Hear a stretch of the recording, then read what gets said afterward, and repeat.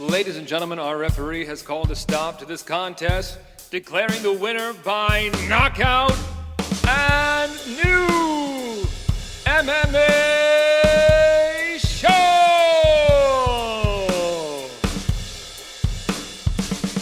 Greetings, ladies and gentlemen, and welcome to another exciting round of and new MMA show. I'm your host, Michael Hansen, and I am a ring announcer and cage announcer, and I'm joined this week, as I always am, by my two roommates of this little show who bring MMA punditry to new heights. Introducing to you first, from New York, repping New York, let's go, Mark Priaulx. What's up, buddy? Yeah, it's not going well right now. It was 1-1 when we kind of logged on here a moment ago. And then I'm pretty sure back-to-back home runs just happened for the Astros. Pretty much back-to-back, one out in between.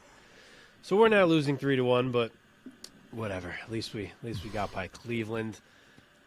Shifting to MMA, I'm fucking pumped. I'm not going to talk anymore because we need to get going, and I need to get into these previews for this weekend because it's incredible. So let's do the thing. All right, and introducing next from Florida, he is the Nicaraguan nightmare, Omargadzhiev. What's up, man? What's going on? Fresh off of a return from a nice little Puerto Rican trip. Your boy is nice and tanned. That's why I blended nicely with my chair here.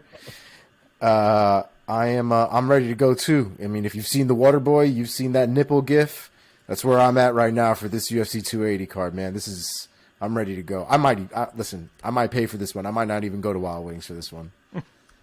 Omar, I wonder what that tan would look like under this spotlight that I sit under for this fucking show.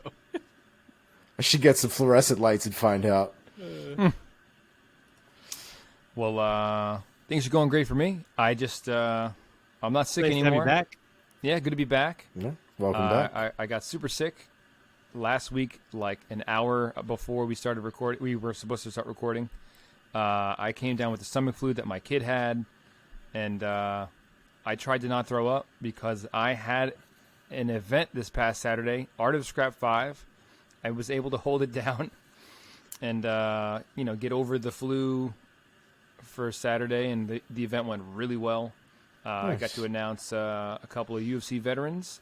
The guy in the main event, Anthony the Recipe Lapsley, fought in the UFC, I think, 8 years ago. I don't remember it. It's okay. He got choked out. Just one time? This past Saturday, yeah. Oh, he got choked out this past Saturday. He got choked out. In his UFC fight, he got choked out. I was going to say, how many times you want him to get choked out in the fight, bro? Who was the other UFC vet? I don't remember right now. Dude, I didn't even realize you had an event this weekend. Dude, ton of great prospects. Check out this guy, PJ McGee. He made his pro MMA debut. He's a decorated Muay Thai practitioner. Just tremendous, tremendous stuff. Omar, you would love his technique. Absolute brutal leg kicks, 185er. He is the name. Remember the name, PJ McGee. Cool. Nice. All right, boys. I will do that. Let us plow ahead because we have quite the rundown for tonight. And we're getting a little bit of a late start, folks. We're going to start, as we always do, with our first segment on the marquee. We're going to talk about this past weekend's UFC Fight Night, Grasso versus Araujo. We're going to go into our rankings, go into our sphere, talk about news and headlines in MMA. We're going to do a little segment on an upcoming one championship fight. And then we're going to dive into UFC 280 this weekend, Saturday night, October 22nd. Charles Oliveira versus Islam Makhachev. Also, Aljamain Sterling putting his bantamweight title on the line against T.J. Dillashaw. And Petrosyan going up against Sean O'Malley, also in the bantamweight division. Incredible card. Amazing pay-per-view. One of the best in recent memory. So, before we get into any of these fights, boys, let us first thank our listeners and our audience. If you're watching this on YouTube right now, thank you so much. If you like what you've been seeing, go ahead and subscribe to our channel and hit that bell icon so that you never miss any of our videos. If you want audio only, we got you there. You can find us wherever you get your podcasts.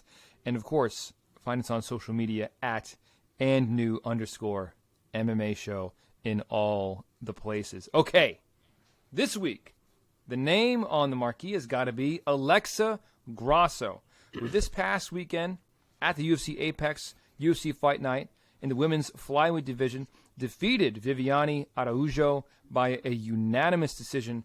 The scorecards read 50-45, 49-46, and 49-46. Another big win for Grasso. She keeps moving up in the women's flyweight rankings. Mark, let me throw it over to you first. What were your takeaways from Grasso's nice win this weekend? Yeah, it was a great win for her. It wasn't the most exciting fight we've ever seen, but it was competitive throughout. I do think she was just edging it for the most part. It wasn't necessarily the performance that she needed to grab a title shot. So I'm guessing she's going to need at least one more here, but it does keep her right there. Obviously, it's a big win either way. I thought that she was landing cleaner than Araujo all fight. Her shots seemed to have more visible impact than Araujo's did, which helped. Like, Grasso was more or less walking through shots, whereas Araujo was, like, getting her head snapped back. And I feel like the judges were seeing that. I loved seeing the way Grasso blended her levels or the heights of her attacks to keep Araujo thinking. There was a lot, like at the belt line, at the midsection, obviously back up to the head. I liked seeing that. She showed great hips when she needed to, which was obviously a key in this matchup. But the one thing I will say is Araujo, I think, has become much more comfortable striking. I think you could see that in this fight. You know, she, like I said, she was losing the striking with Grasso, but not like badly. You know, she was in it. But I think her becoming more comfortable in the striking has actually backfired for her a bit, because that doggedness and relentlessness that she has in chasing takedowns and dragging the fight down in any which way was not there. And a lot of times that comes for her because she's getting cracked and she's like, all right, I need this thing on the mat. And in this fight, she wasn't really getting like hurt so bad on the feet, and she was kind of in it. And I feel like she almost lost that. Like, she looked for the takedown now and again, but for the most part, I think she kind of felt like, you know, I'm okay here. Like, I might be able to make this work. And while she was, you know, okay, I don't think that feeling actually served her well, because she needed that doggedness for the takedown. She did need this thing down. And I think maybe she wasn't quite feeling that the way she has in the past, because she certainly was not pushing for takedowns and kind of chaining shots together and reshooting the way that she normally does. I don't think she felt that same urgency. And because of that, she ended up engaging in a mostly striking fight where she got edged out most of the time. So Grasso keeps it moving. I don't mean to focus more so on Araujo for the negative. Grasso obviously fought a great fight. She did exactly what she had to do. When the takedowns did come, she defended them well, and she leaned on her boxing, which we know is her bread and butter. So she keeps it moving, and we'll see who she stands across from next. Omar, after Grasso dropped a majority decision to Carla Esparza in 2019, she is now on a 4-fight win streak in the octagon. So what do you think this win, where does this win put her in terms of her title shot aspirations? What were your impressions of her win? I'm a big fan of Grasso. I had a lot of takeaways from that fight personally. I actually think she did a lot better than even I thought she was going to do. In my opinion, she won 4 out of those 5 rounds. I would even argue 5 out of the 5, but I would definitely give, I think it was round 4 to Araujo. They were competitive rounds. I thought they were clear for Grasso as far as I was concerned, as close as they were. I thought Grasso was visibly better in most of those rounds. Particularly impressed with her framing. I think a lot of times we see people against the cage that are getting held that try to fight for underhooks and overhooks, try to change their positions. But if you watch the way that Grasso was protecting herself from the takedowns, it wasn't all underhook. A lot of it was framing against Araujo's face and really making it uncomfortable for her to continue to plow forward. And she was doing it consistently, and she was doing really well, moving off of the cage when she needed to, returning when she needed to. She was also landing knees while she was framing, basically making Araujo pay every time she came in for a takedown. And those are the things you need to do, especially against somebody who wants to implement that in their game. I think the reason that Araujo didn't get her down as much as she did is because Grasso knew what she needed to do. She made visible improvements and made specific changes to the way she fights normally and implemented that now into her game. I was worried that when she got taken down to the ground, she wouldn't be able to get back up. She proved me wrong, which I was happy to see. She was definitely on the ground for maybe about a minute and a half, something like that, but she definitely was able to pop back up, use the butterfly guard, and was able to get back to her feet and continue to do what she needed to do. I thought she did a fantastic job. I thought Araujo was a step behind in almost every interaction that they had. I thought it was a fantastic night for Grasso. I thought it was a very technical fight. I enjoyed the hell out of it personally, and I am excited to see what's next for Grasso. Speaking of what's next for Grasso, Mark, if you think she's not quite at the title shot next, if you were the matchmaker, who would you pit her against as her next opponent? So I thought until today that there was a super logical answer to this question. I figured once Grasso didn't necessarily blow the doors off with that performance that it probably would be Manon Fiorot getting the title shot against Shevchenko if she can win on Saturday, and maybe even Tukhugov if it's her that gets the win. So I thought, okay, it's going to be Alexa Grasso, Lauren Murphy. It makes perfect sense. They're right at the top. Murphy just beat Tate. She deserves a big fight. But today, news just broke that Jessica Andrade is coming back up to 125 after one fight down at 115, and she is going to fight Lauren Murphy. Oh. So with that being said, I don't really know what you do with Grasso. I mean, maybe if Tukhugov beats Fiorot, and it's not, super impressive, maybe it is going to be Grasso that gets this title shot here since Tukhugov has already had one. Maybe they'll say, let's go with the fresh face. I guess that's possible, but I don't think it's what happens. So I feel like everyone else is kind of below her and doesn't make sense for her to be fighting right now. So maybe it just has to be the loser of this Fiorot-Tukhugov fight. I don't know. I don't think there's a perfect answer. Omar, do you have any other thoughts? No, that was my guess, would be the loser of the Tukhugov Fiorot fight. I mean, just like Mark was saying, just based on the way that the structure is right now and everybody's kind of in that mix. Tukhagin's lost now to Shevchenko twice, so it is difficult to put her up against it again, but Tukhagin's been winning, so at some point it's going to be difficult to not give it to her. But I just think for right now, I think what makes the most sense is probably the loser. If Fiorot wins against Tukhugov, you wouldn't want to put Grasso against her? If Fiorot wins against Tukhugov, I think she's fighting Shevchenko. Yeah, that's true. It just, you need new blood for Shevchenko. Yeah. There's and Fiorot, to be fair, Fiorot's been looking like an animal. So, yeah. Unless, say something changes about Valentina's timeline, then absolutely you can say, all right, it's Fiorot and Grasso for the title shot. Sure. Of course that makes sense. But Valentina's already been waiting. I think she's ready to, know who she's fighting here. Okay. She's ready to get that last ruby on that belt. Either way, I mean, Grasso, she's putting herself in a good position in the upper echelon at women's flyweight. So congrats to her for being on the Anu MMA show marquee this week. With that said, let's move on to the co-main event of this UFC fight night. In the men's bantamweight division, Jonathan the Dragon Martinez defeated Cub Swanson by TKO via leg kick at 4 minutes and 19 seconds of the second round. Man, oh man. Devastating technique. Omar, perfect. Let me lead off with you, the Muay Thai practitioner of this trio. Give us your thoughts on the performance by Jonathan Martinez over the veteran, Cub Swanson. Yeah, I think I had a lot of confidence in Cub's ability to defend a lot of Martinez's strikes more than seemed to be. Martinez looked fantastic. He looked fantastic from jump.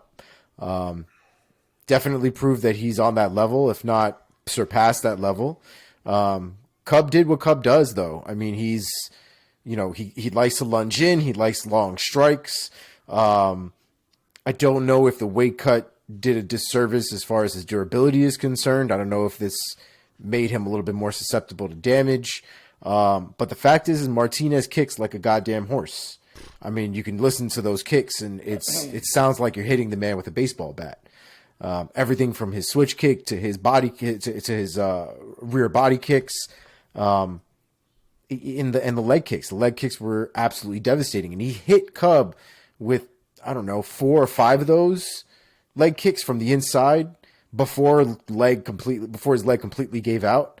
The end of the first round was absolutely devastating, with Cub getting head kicked and then getting ripped right to the body with a knee. It was a rough day at the office for Cub Swanson. I don't know if 135 is the right weight class for him, but I will say if this had happened at 145, I mean, it still seems like technique for technique, Martinez was going to beat Cub Swanson regardless of the weight class. So I was really impressed with Martinez. Absolutely impressed, and he's a problem. He's definitely a problem. Yeah, man. Mark, what was your assessment of Mr. Martinez getting this nice W over the veteran in Cub Swanson? Yeah, I agree with that last take. I do think that result was happening regardless of the weight class. I know I said last week I was flip-flopping on this one. I did go with Cub in the end, but I did at least stress how devastating these kicks from Jonathan Martinez are, and boy, were they ever, and I should have just friggin' listened to myself on that point. He doesn't have huge power in his hands, but any strike generated from his lower body just comes with massive power, whether it's a leg kick, body kick, head kick, a knee.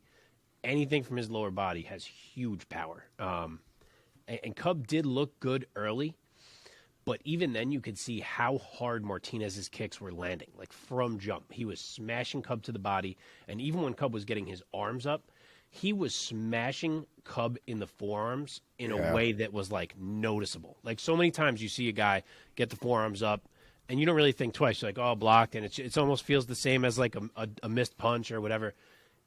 These blocks, every single one, I was like, oh, my God, his arms. Oh, my God, his arms. Like, it's as if you're being hit with a bat. And then, as Omar said, by the end of round one, everything started to go downhill. The knee lands. Cub goes down. He gets up. Body shot puts him down again, and then second round comes, more of the same, but then you get that moment where Cub gets up, and he kind of like decides, like, okay, I need to go for it, and he starts landing some shots, and just when it seems like maybe there's some hope for Cub, boom, dropped by a leg kick, boom, dropped by another leg kick, and then about a minute later is the leg kick, and there is not a more fitting way for Jonathan Martinez to win his breakthrough fight than by leg kick TKO. So that was a big statement to him, to the rest of this division, and a pretty awesome way to do it. Now, this was Cub Swanson's. This was his first foray into 135 pounds, correct? I believe ever. Yeah, I don't know about way earlier in his career, but at least in the time that we have known him as Cub Swanson, Talking about matchmaking, where Cub Swanson might go from here, Mark, do you see him staying in bantamweight? Do you think you want to see him get one at 135 pounds, or would you want him to go right back to 145, sort of with his tail between his legs? I think I'd rather see him at 145. He's never been the biggest dude. I feel like his speed, especially his hand speed, helps him at 145. I feel like he kind of loses that at 135. So personally, I like him better at 145. I have seen this rumor floating around again now of him and Uriah Faber, which is cool. So if they wanted to do that at 135, sure, sign me up. If not, I'd like to see him back up at 145. Maybe someone like a Julian or Rosa, someone who's on the come up like that, I think could be a cool scrap. Nice. Omar, any other names you'd throw out there for Mr. Swanson? I mean, personally, I think it would be a fun fight. Maybe not for Cub Swanson, but Cub Swanson versus Adrian Yanez would be very, very, very interesting. That would be cool. I like that, actually. Adrian Yanez. We're a fan. We are. Big fan. What about Martinez, guys? Let's talk about him. Looking at the bantamweight rankings, Omar, who would you want to see Martinez go up against next? So I got to say, I'm a little interested to see what Martinez has to offer.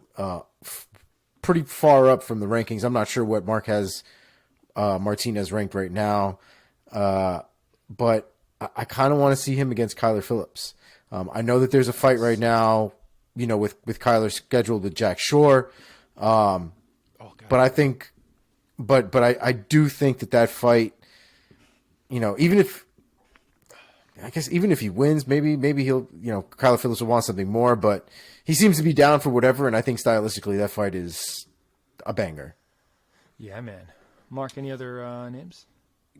Did Jack Shore fall out of that fight? Let's find out. Because I just punched in Kyler Phillips real quick because I wanted to see when the date was that he was fighting Jack Shore because I forgot about that fight. And it says Kyler Phillips versus unknown fighter. Damn. Yeah, here we go. Jack Shore out of November 19th bout with Kyler Phillips.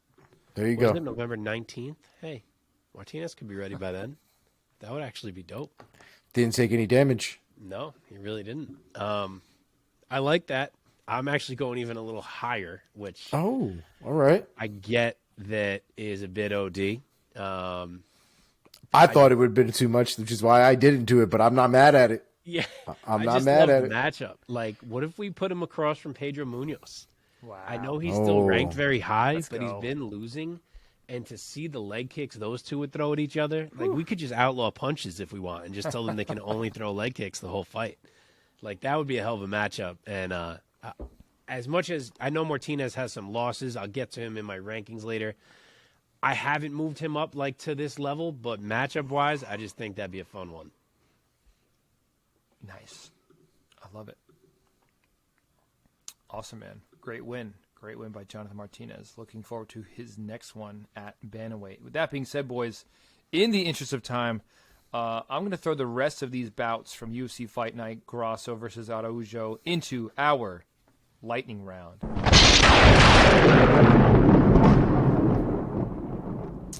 We got to do true lightning here so we have as much time as possible for this pay-per-view. Yes. Yeah, I know. Okay, in the middleweight division, Dusko Todorovic defeated Jordan Wright by TKO. Mark, go first. What a tale of two rounds this was. Jordan Wright came out and looked really solid in round one. Then Dushko comes out in round two, starts throwing punches, and literally never stops throwing punches for what ended up being like 3 minutes. I don't know how that man didn't gas himself out fighting like that, but that was really impressive for him to change that whole fight like that and obviously gets a big finish. Omar, take it. Yeah, Jordan Wright seems to still be figuring out exactly what his game is, and I think it really showed in this fight. I don't know what that round one was from Dushko, but that round two is exactly what needed to happen. It was a fantastic second round for him. He basically made Jordan Wright be like, "I'm done here." So fantastic. Okay, in the bantamweight division, Rafael Assunção defeats Victor Henry by decision. Omar, take it. Y'all must have forgot Rafael Assunção. Let's go. I told you boys that shit was going to happen. Clean sweep, 3-0, counter fighter. That hurt Victor Henry a lot. Mark, take it. Props to Omar. Not a lot of people called that one. Assunção fought a very Rafael Assunção fight. It was easy to wonder if he still had it. And the answer is yes, he does. Like, that was a classic Assunção performance. He had smart counters with power. He showed his skills everywhere. And I don't think Henry really looked bad at all. It just didn't go his way on this night. But obviously a big win for the continuation of the career of Rafael Assunção. Real quick. I want to point out that Henry looked fantastic. And I kept thinking to myself, what do you do in those situations when you're hitting somebody, you're timing things right, and the man just takes it and blasts you in the face? What are you supposed to do? And I think the only thing I've come up with personally is you got to add more feints. You have to make him miss the block. You have to make him want to block one way, and then you catch him somewhere else. He got too content playing into that game of letting him get hit, just trying to put shots together. And I don't think he ever adapted to the fact that you're not doing anything with these shots. But Love that take. Side point. All right, in the light heavyweight division, Alonzo Menefield takes out Misha Serkinov by knockout. 1 minute, 28 seconds. Round number one is the official time. Omar, take it. First of all, good on you, Mike, for calling round one. I had round three. I figured we would at least see a little bit of a back and forth, but definitely not. Serkinov fought scared. I don't blame him, but it's just not the way you're really going to win a fight like that, fighting timid and scared. And it allowed Menefield to tee off. Apparently, we need to start calling this man Pat Barry Alonzo Menefield, because ever since apparently he's hooked up with Pat Barry, this man is on a different level. If this is the trajectory, the light heavyweight division needs to watch out. Mark, take it. agree. The Pat Barry connection has paid dividends for sure. I don't know if you guys focused on Misha Serkinov's left arm after I brought it up last week. His left arm looks like it is half the size of his right arm. It is I didn't notice. very weird, like in the circumference of it. It looks like it's a different person's arm. It's very strange. From certain angles, you don't notice it, and then it will hit you with an angle where you're like, what the fuck?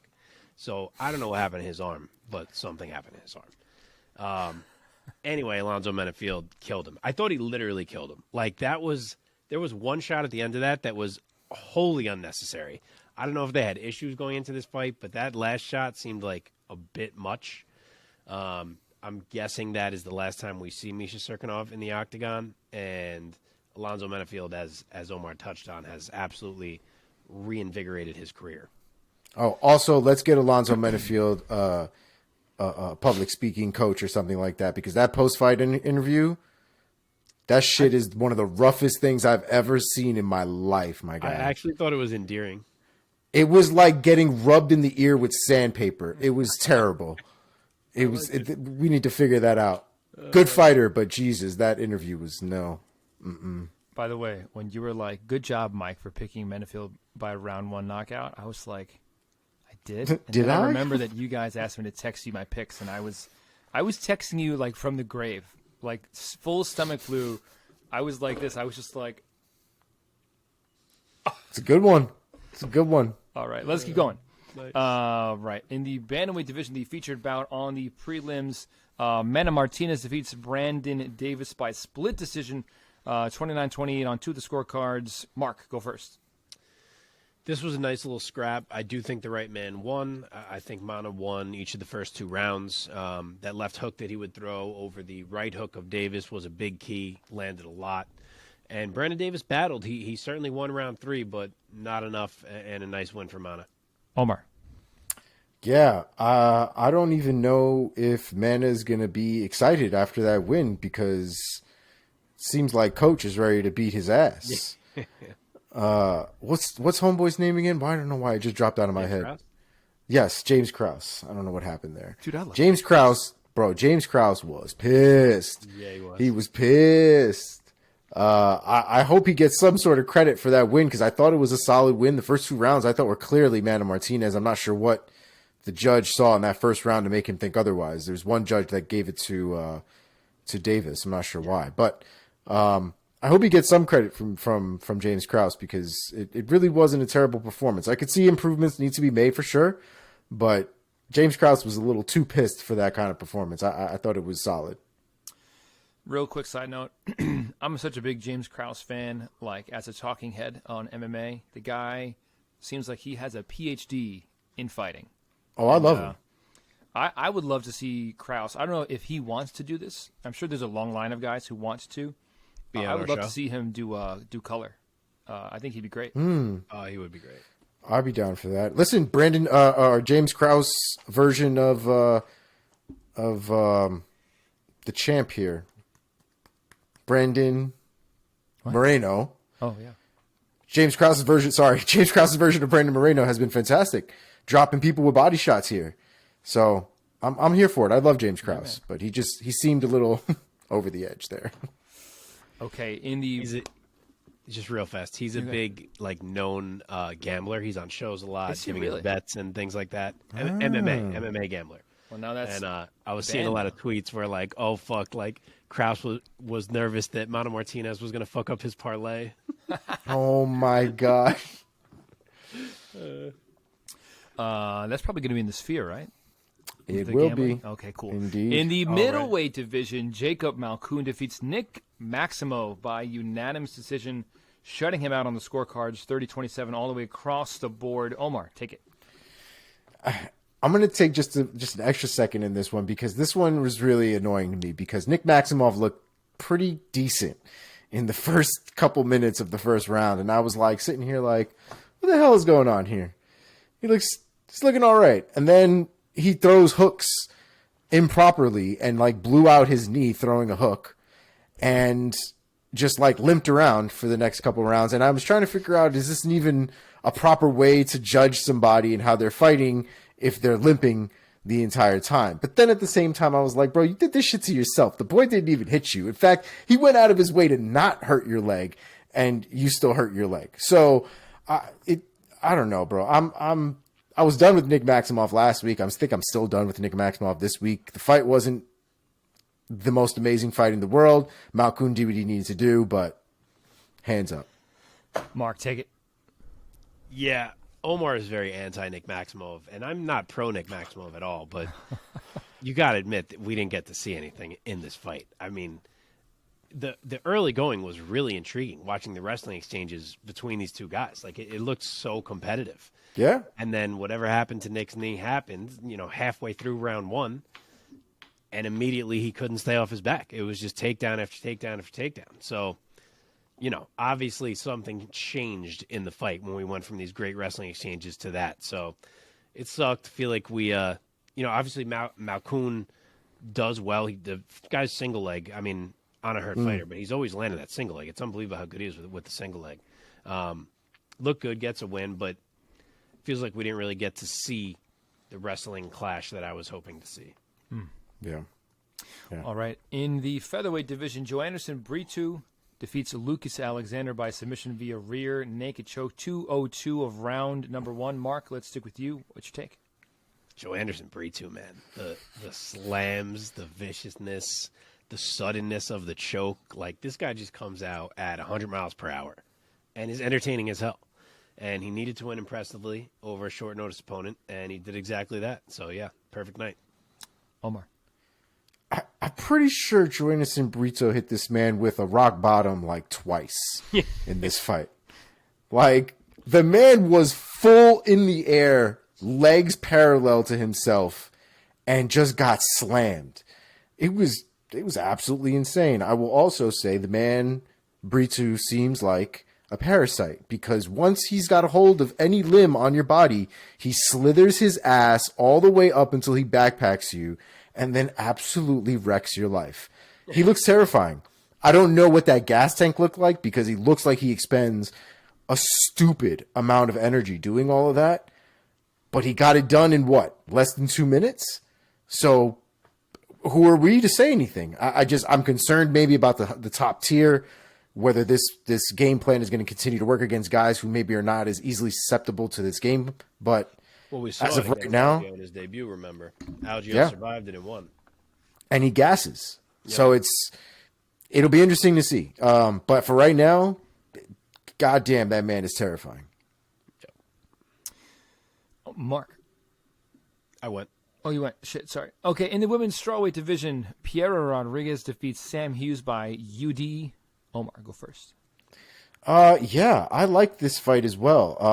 I thought it was really competitive, and I thought Sam Hughes definitely brought some pressure. I think if there was any kind of kink to Rodriguez's game, I would think it's the cardio. But I think she tried to manage it as best she could. The clinch game with her, though, was strong, and I loved every minute of it. The plum clinch that she has, her ability to quarter turn in the plum clinch and then land the knee off of it. Her clinch game was fucking beautiful, to say the least. So, if nothing else, that was a big takeaway for me in that fight. Mark? Yeah, I like this fight, too. It was a close fight. I'm sure it's a tough loss for Hughes. But I do think there was an argument to be made that Piera won every round of that fight. I thought she showed off her complete game, leaned on the takedowns when she needed to, and stays undefeated. Nice. Okay. Moving on down. At a catch weight of 129 pounds, Tatsuro Taira, I hope I'm saying that right, defeats CJ Vergara by submission via armbar. 4 minutes and 19 seconds of the second round is the official time. Mark, take it first. I like this dude, man. He fights so calmly. He looks like a much more veteran fighter than he actually is. The grappling is the real deal. That switch to the armbar was sudden and filthy, and he's a dangerous dude. He's 2-0 now in the UFC, still undefeated, and I'm very interested to see who they put him across from next. Omar? That's the Tyra that we expected to see in the first fight in his UFC debut. And I think it's safe to say at this point, I think it was the debut nerves. You know what I mean? It was a new setting, bigger stage, eyes on him. And I think the moment might have gotten to him. And that's saying a lot considering the man still won. But this is the Tyra we expected to see. It was nice to see, and now we get to go from here. I'm excited what he's got next. Okay, just I think one more. Yes, in sir. the welterweight division, Pete Rodriguez defeats Mike Jackson by brutality via knockout at 1 minute 33 seconds of round number 1. Omar, go first. I struggle with talking too much shit about guys who practice martial arts and, who try to learn and try to improve. But Mike Jackson is fucking terrible. And I mean that in the most respectful way humanly possible, because he's not great. Pete Rodriguez was, I thought, solid. I thought his movement was a lot better. His pressure was fantastic. And he read Mike Jackson's game, and it didn't take very long to do so. Mike Jackson was doing a lot of heavy ducking to one side or the other, regardless of what it was. He was basically yelling at Rodriguez to knee him in the face. And that's exactly what happened. Mike Jackson loses by death. Mark, take us home. Yeah, I mean, Omar pretty much handled that one. That went just about the way we thought it would. What a friggin' knee. Good Lord. My guess is that sends Mike Jackson far away from the UFC, and that's the last we see of him. Yeah. Pete Rodriguez gets himself in the win column in the UFC and picks up a murder. But guys, Mike Jackson clowned on CM Punk in CM Punk's second UFC fight. And see, this is why it's a problem, right? Because CM Punk, I almost have more respect for, because the man had all his cards on the table.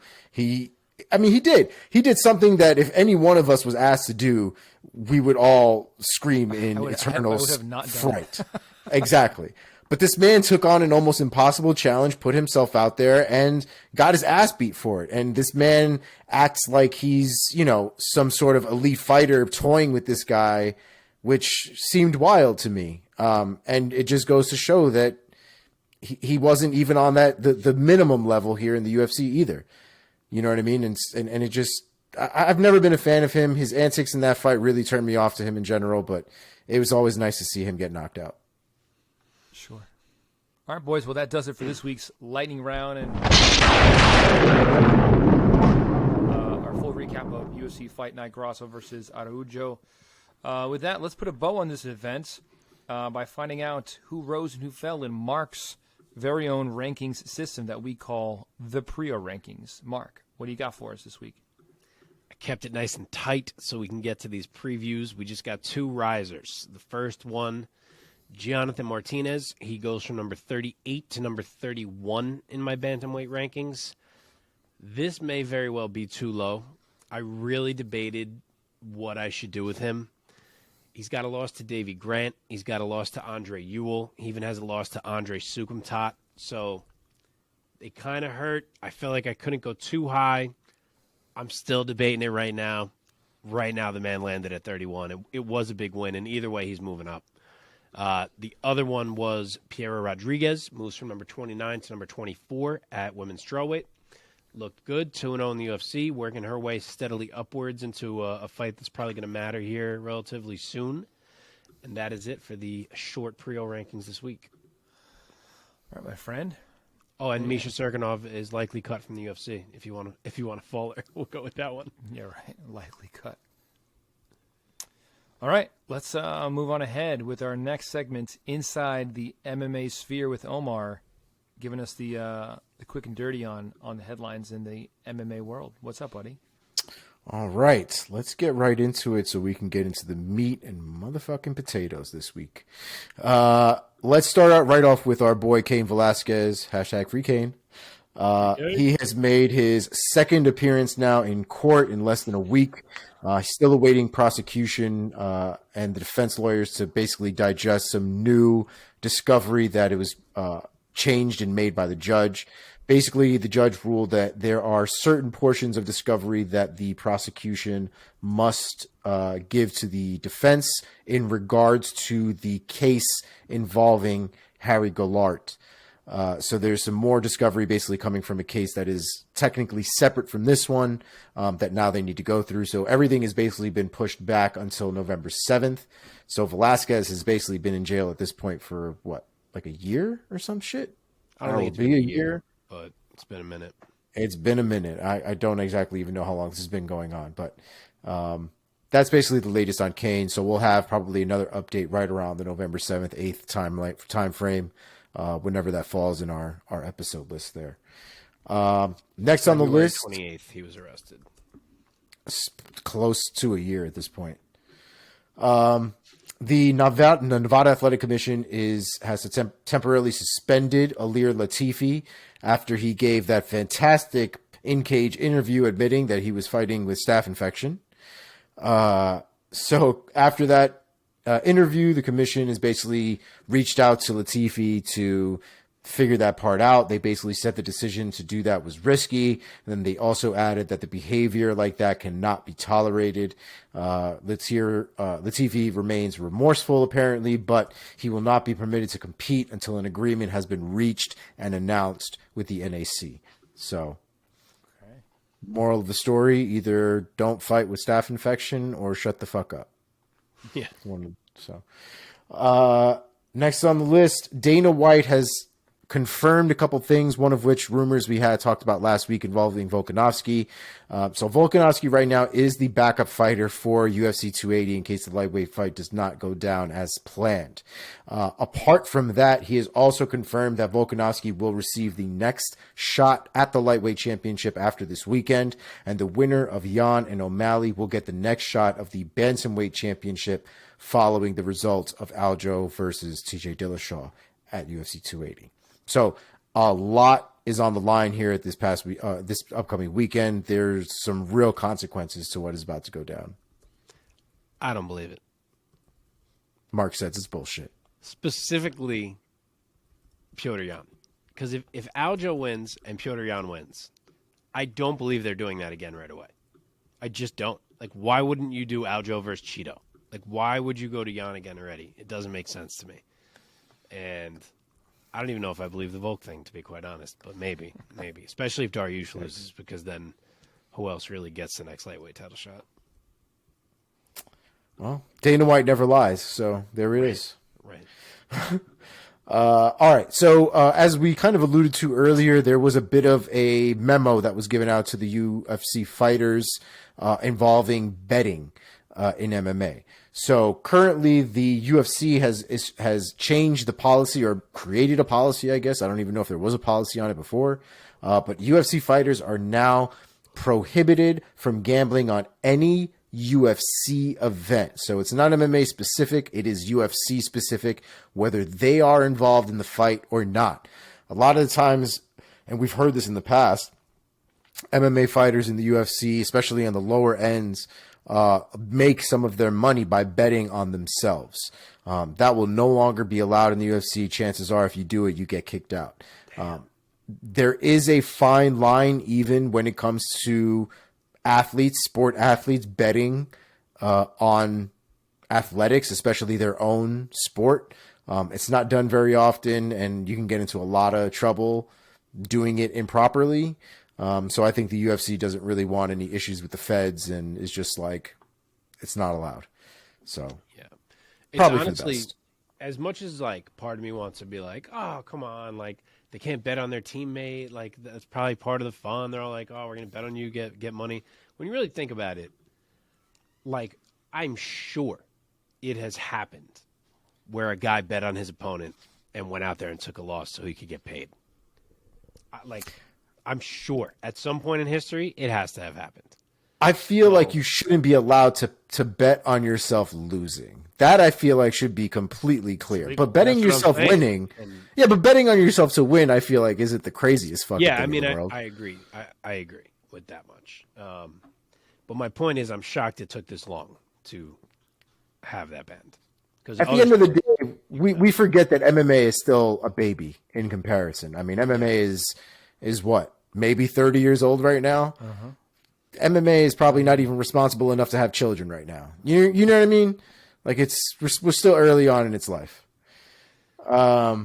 All right, next on the list, we might need to start calling this reign of Charles Oliveira the 2020 reign. Charles Oliveira has gotten his eyes fixed. Your man seems to have gotten some sort of what I would imagine is LASIK or some bullshit. But the man's eyes are good to go, it seems. No more glasses for him. The Harry Potter phase is done. So it seems like he's ready to go. Says he's going to knock out Islam in the first round, which is wild shit to say. But listen, talk your shit and let's go. He made a pact with God, Omar. Didn't you hear? I did not hear this. What did he say? He made a pact with God that he's going to knock out Islam in the first round. That's nice. How nice. Don't you make pacts with God? That got real creepy right there. Don't you make pacts with God? I mean... All right. That's all we have as far as stories are concerned. We actually only have a couple of a few fight announcements, but not that many. So let's hop right into it. Movsar Evloev is out of the Bryce Mitchell fight that's happening on November 5th. Ila Topuria had thrown his name in the hat to replace this man and fight Bryce Mitchell on that date. However, he said he wouldn't be able to make 145 on that date at this point with such short notice. Said that he'd be down to do it at 155. Bryce Mitchell said no way. And then Ila apparently also said, well, if you don't want to do it then, let's do it in December or give me another couple weeks, 2 or 3 more weeks, and we could do it at 145. Bryce said no way. So it seems like all of that is off, unfortunately. There's still some time. They might find a replacement that'll work for Bryce Mitchell, but doesn't seem like it's going in a positive direction as of right now. Next on the list, William Knight versus Marcin Prachnio has been added to UFC Vegas 65 on November 19th. Yuri Prohaska versus Glover Teixeira 2 has been officially announced for UFC 282 on December 10th. Chances are I would assume that that's headlining that card. Let's go. Facts. Let's get Glover his belt back. Unless John Jones returns, which is the yeah. Well, you guys can hold your breath for that bullshit. Ketlin Vieira versus Raquel Pennington added to UFC Vegas 67 on January 14th. And last but not least, we have already said it, Lauren Murphy versus Jessica Andrade has been officially added to UFC's 283 card on January 21st. That's all we got. Let's get into this shit right here, dog. Thank you, sir. All right, before we get into UFC 280, let us first take a quick detour to this weekend's other MMA show. Scrolling through my show notes here, there are a lot of fights that we're going to talk about soon. Yeah, baby.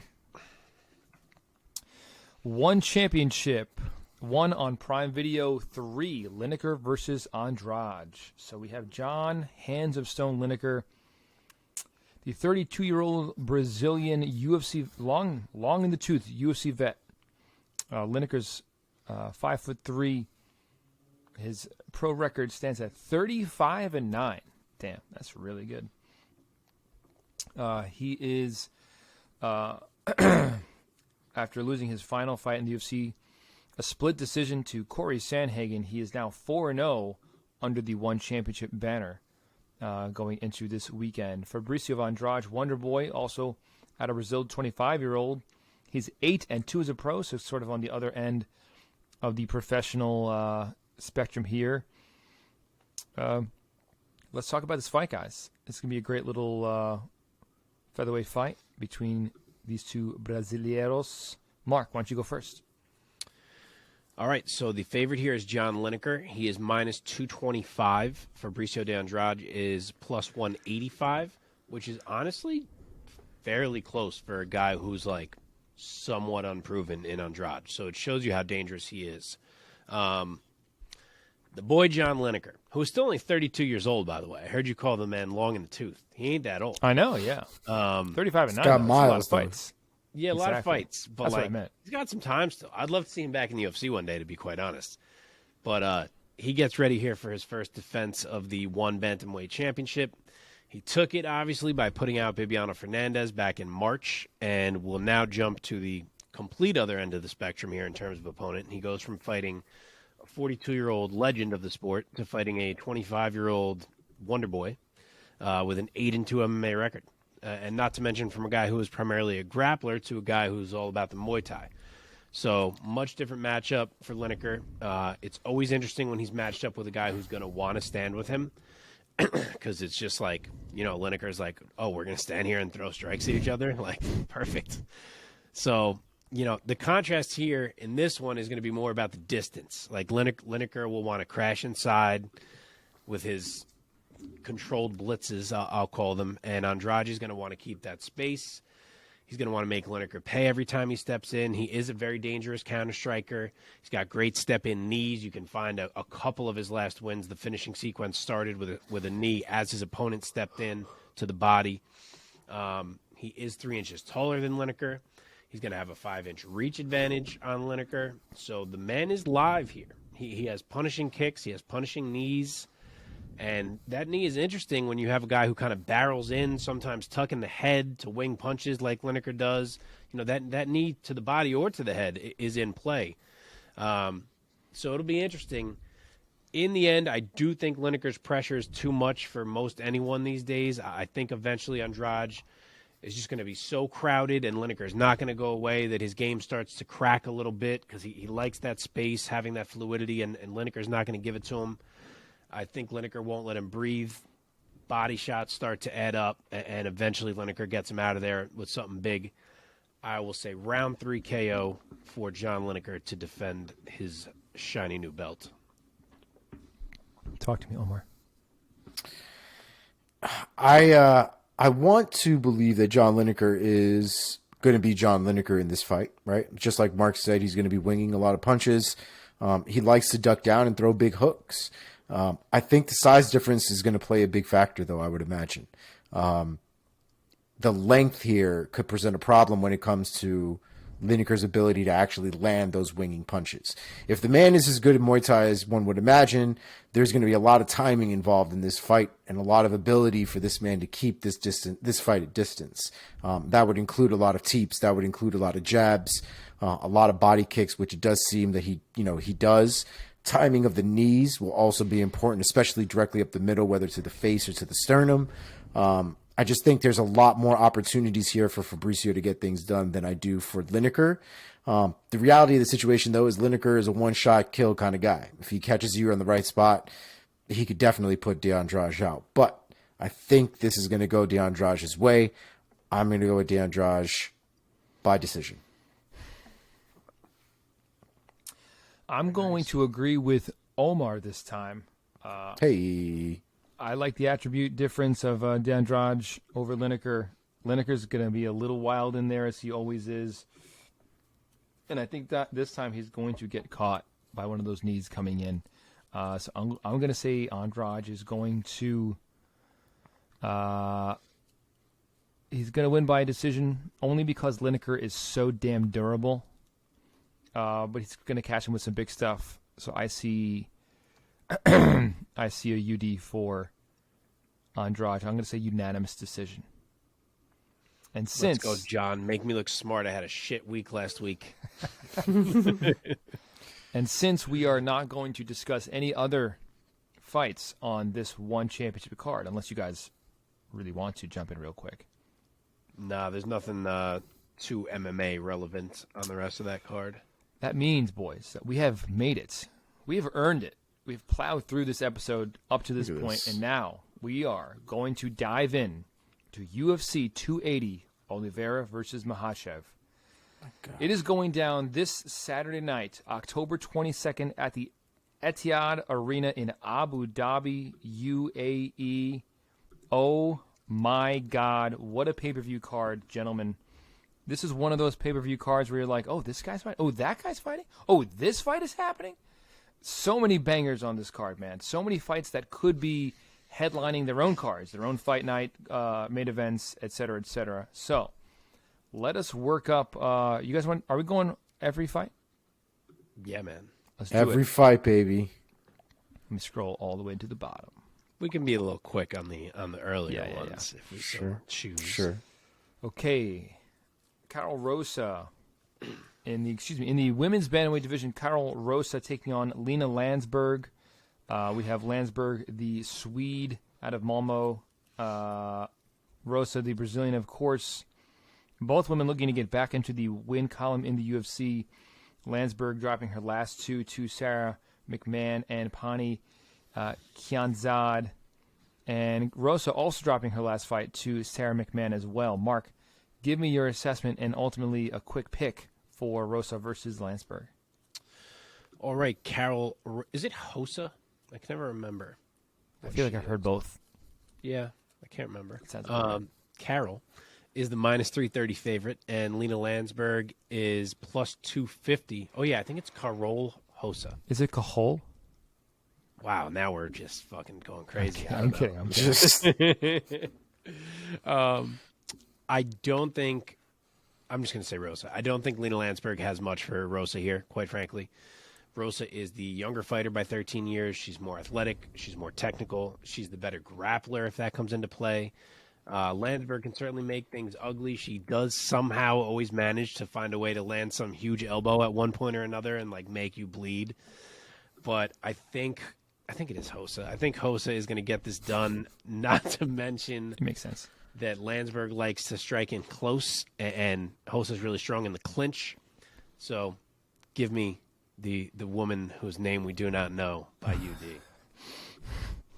Mark, Omar, what is your take? Give us your pick for Lansberg versus the woman whose name we do not know. she who must not be named is the. That's it. This is What I wanted the. to get to. My brain couldn't find it. It's late, folks. It's late. I think she wins, man. I think like you were saying, Lansberg has got some elbows. She has sneaky elbows. She's called Elbow Queen definitely for a reason. But I think at the end of the day, Hosa is just going to be a step ahead of her in every aspect. I expect her to win, and I expect her to win pretty handily. So I go with unanimous decision, Karol Hosa. We are unanimous, the three of us. I'm going to go with the much younger and more active fighter in Karol Hosa. I feel bad because Lina Lansberg, she's a very pretty Scandinavian woman, and I feel like she has the name of a famous actress. Like she should be an actress with the name Lina Lansberg. Doesn't that sound like she should be like accepting an Emmy or something? And the award goes to Lina Lansberg. She's going to be accepting an ass whooping this weekend. There you go. All right, let's move up into the men's flyweight division, and already we have a banger, gentlemen. Muhammad Mokaev, the Punisher, the very promising undefeated fighter out of Manchester, England, taking on Malcolm Gordon. So Mokaev undefeated, like I said, 8-0, 22 years old, this guy. Won no contest as well. Undefeated in the UFC thus far. He's fought on 2 UFC London cards. Looked very impressive in both fights. Malcolm Gordon is 32 years old, out of Canada, 14-5 as a pro, 5 knockouts, 5 submissions to his name. So definitely bringing some firepower into the octagon this Saturday night. He is 2-2 in the UFC so far, but his 2 wins are his most recent 2 back-to-back victories. So, Omar, let me throw it over to you first this time. Give us your take on Mokaev versus Gordon. So I'm looking forward to this fight because Mokaev is a very, very interesting prospect. I'm very interested to see what these lines are because in my head, I would put Mokaev at least a minus 500 in this fight. So I'm very interested to see what the line is because if it's close to that, then I need to start doing that shit for a living. Mokaev is just better, I think, overall. His wrestling is absolutely disgusting. His striking is fantastic and solid. I like Malcolm Gordon. I have no problems with Malcolm Gordon. I enjoy the way he fights. I just think Mokaev at this point in his career is just on a different level than where he's at currently. I think he definitely needs to be a step above, a couple rings above, frankly, the ladder. He just needs to prove it at this point, but I think he's there. So I'm going to go with Mokaev by a very dangerous TKO round 2. Mark? Muhammad Mokaev is a casual minus 1,150 favorite. Malcolm Gordon is plus 700.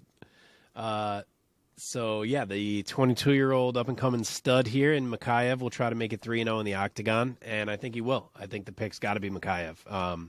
Malcolm Gordon, I feel like Omar just kind of said the same thing, but Malcolm Gordon is not a bad fighter, but he's never impressed me too much, and Mokaev absolutely has. I expect him to be able to outgun Gordon everywhere this fight goes. And with Mokaev getting like a little bit nullified in his last fight, I think he aggressively looks for a finish and a statement in this one. And I'll say he gets it as well. Could be a TKO, could be a sub. The guy can do it all. I will say round 2 sub for Mokaev. The pick's got to be Mokaev for me as well. I have loved what I've seen from him thus far, and I think he's going to keep rolling here against Malcolm Gordon. I see him finishing Malcolm Gordon. I will say in the second round, I'll say midway through the second round, I'm going to say TKO for Muhammad Mokaev. We're all in that second round. I like it. Okay. Moving up to the middleweight division, Armen Petrosyan, Superman, coming back in to the octagon against A.J. Dobson. So Dobson, 30-year-old out of Powell, Ohio. He's 6'2", 6-1-1 as a pro, coming off of a loss against Jacob Malkoun back in February. Petrosyan, the 31-year-old Armenian, of course, he's also 6'2", and he is 7-2 as a pro. Great matchmaking here. And he's also coming off of a loss against Kai Borralho. So both men, similar age, similar records, similar stature, both coming off losses. Nice bit of matchmaking by the UFC right here.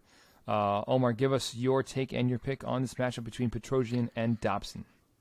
So I don't know too much about Dobson. He's still relatively new in the UFC. But Jacob Malkoun was able to wrestle him to death. And so we know that that's a place that he could possibly be exploited. Petrosyan has heavy hands. And I would imagine that AJ Dobson, that's probably where he lives as well. I know he's gotten a couple of submissions. He definitely likes to take things down to the ground, but I would expect a lot of this fight, especially in the early rounds, to probably take place on the feet. That being said, I trust Petrosyan, I think, a little bit more just because I've seen a little bit more of him. So I'm going to go with Petrosyan by knockout first round. Mark, take it. So Petrosyan is favored. He's minus 210. AJ Dobson is plus 175. There is talent in AJ Dobson. I do believe you can see something in him, but he looked very wooden on the feet in his debut to me, and I just can't take a guy that looked that stiff to beat a kickboxer as skilled as Petrosyan is. And, of course, there's the wrestling angle for Dobson. He could take it there. Borralho showed how that's possible against Petrosyan. But I don't think Dobson is necessarily as big of a threat there as Borralho is. So I'm going to say that Petrosyan can keep this standing enough, and that although Dobson has power, that Petrosyan just has him outgunned striking-wise. And I think Petrosyan will use the kicks to kind of help shrink that 5-inch reach advantage that Dobson has. I think he'll navigate maybe a tricky moment or two, and that he'll just be the one landing more often on Dobson and take a UD. So I feel that the biggest difference between these two guys is that power of Petrosyan, who of his 7 victories, 6 of them have come by knockout, whereas Dobson has three knockouts to his record of his 6 victories. So it's still a pretty great finish rate for Dobson, but you can see the power differential on paper as well as with the eye test. So I also am going to be taking Armen Petrosyan. I'm going to say he's going to finish him in the first round. He's going to get the knockout. Omar and I have the same pick. Nice. Okay, moving down now to the welterweight division. Help me say this guy's name. Abubakar Nurmagomedov. Yep. Taking on a guy whose name is even more difficult to say. Gadzhi Omargadzhiev. That's something it. like that. That sounds right. Yep. That's it. So this is some Russia-on-Russia violence right here. So Nurmagomedov, the 32-year-old out of Dagestan, 16-3 as a pro, 1 draw, coming off of a win against Jared Gordon back in March. Of his 16 wins. Jared Gooden, not Jared Gordon. Oh, I misread that. Jared Gooden, that's right. Yeah. That makes sense. Shit, I read Jared Gordon too. Jared Gordon is not a welterweight. Yeah. Of his 16 wins, 6 knockouts, 4 submissions. Omargadzhiev, 13-1 as a pro, 29 years old out of Russia, 6'1" of his 13 wins, 8 knockouts, 3 subs, coming off a loss against Caio Baralho. Mark, take this one first. Give us your take and your pick, please. All right, Abubakar is favored, -175. Gadzhi is +140, so pretty tight. Gadzhi's coming down in weight here following his debut loss up at middleweight against Caio Baralho, and he did look a little bit small in that fight, so I'm not surprised. Abubakar is favored here, but if I'm being honest, I really haven't seen it through 2 fights. I know it's only been 2 fights. Maybe I'm jumping the gun. I'm just not terribly impressed by his game. So as crazy as it sounds, and I do like Gadzhi's game. I knew kind of some of the hype on him coming in. I think he just had a really tough opponent for his debut in Caio.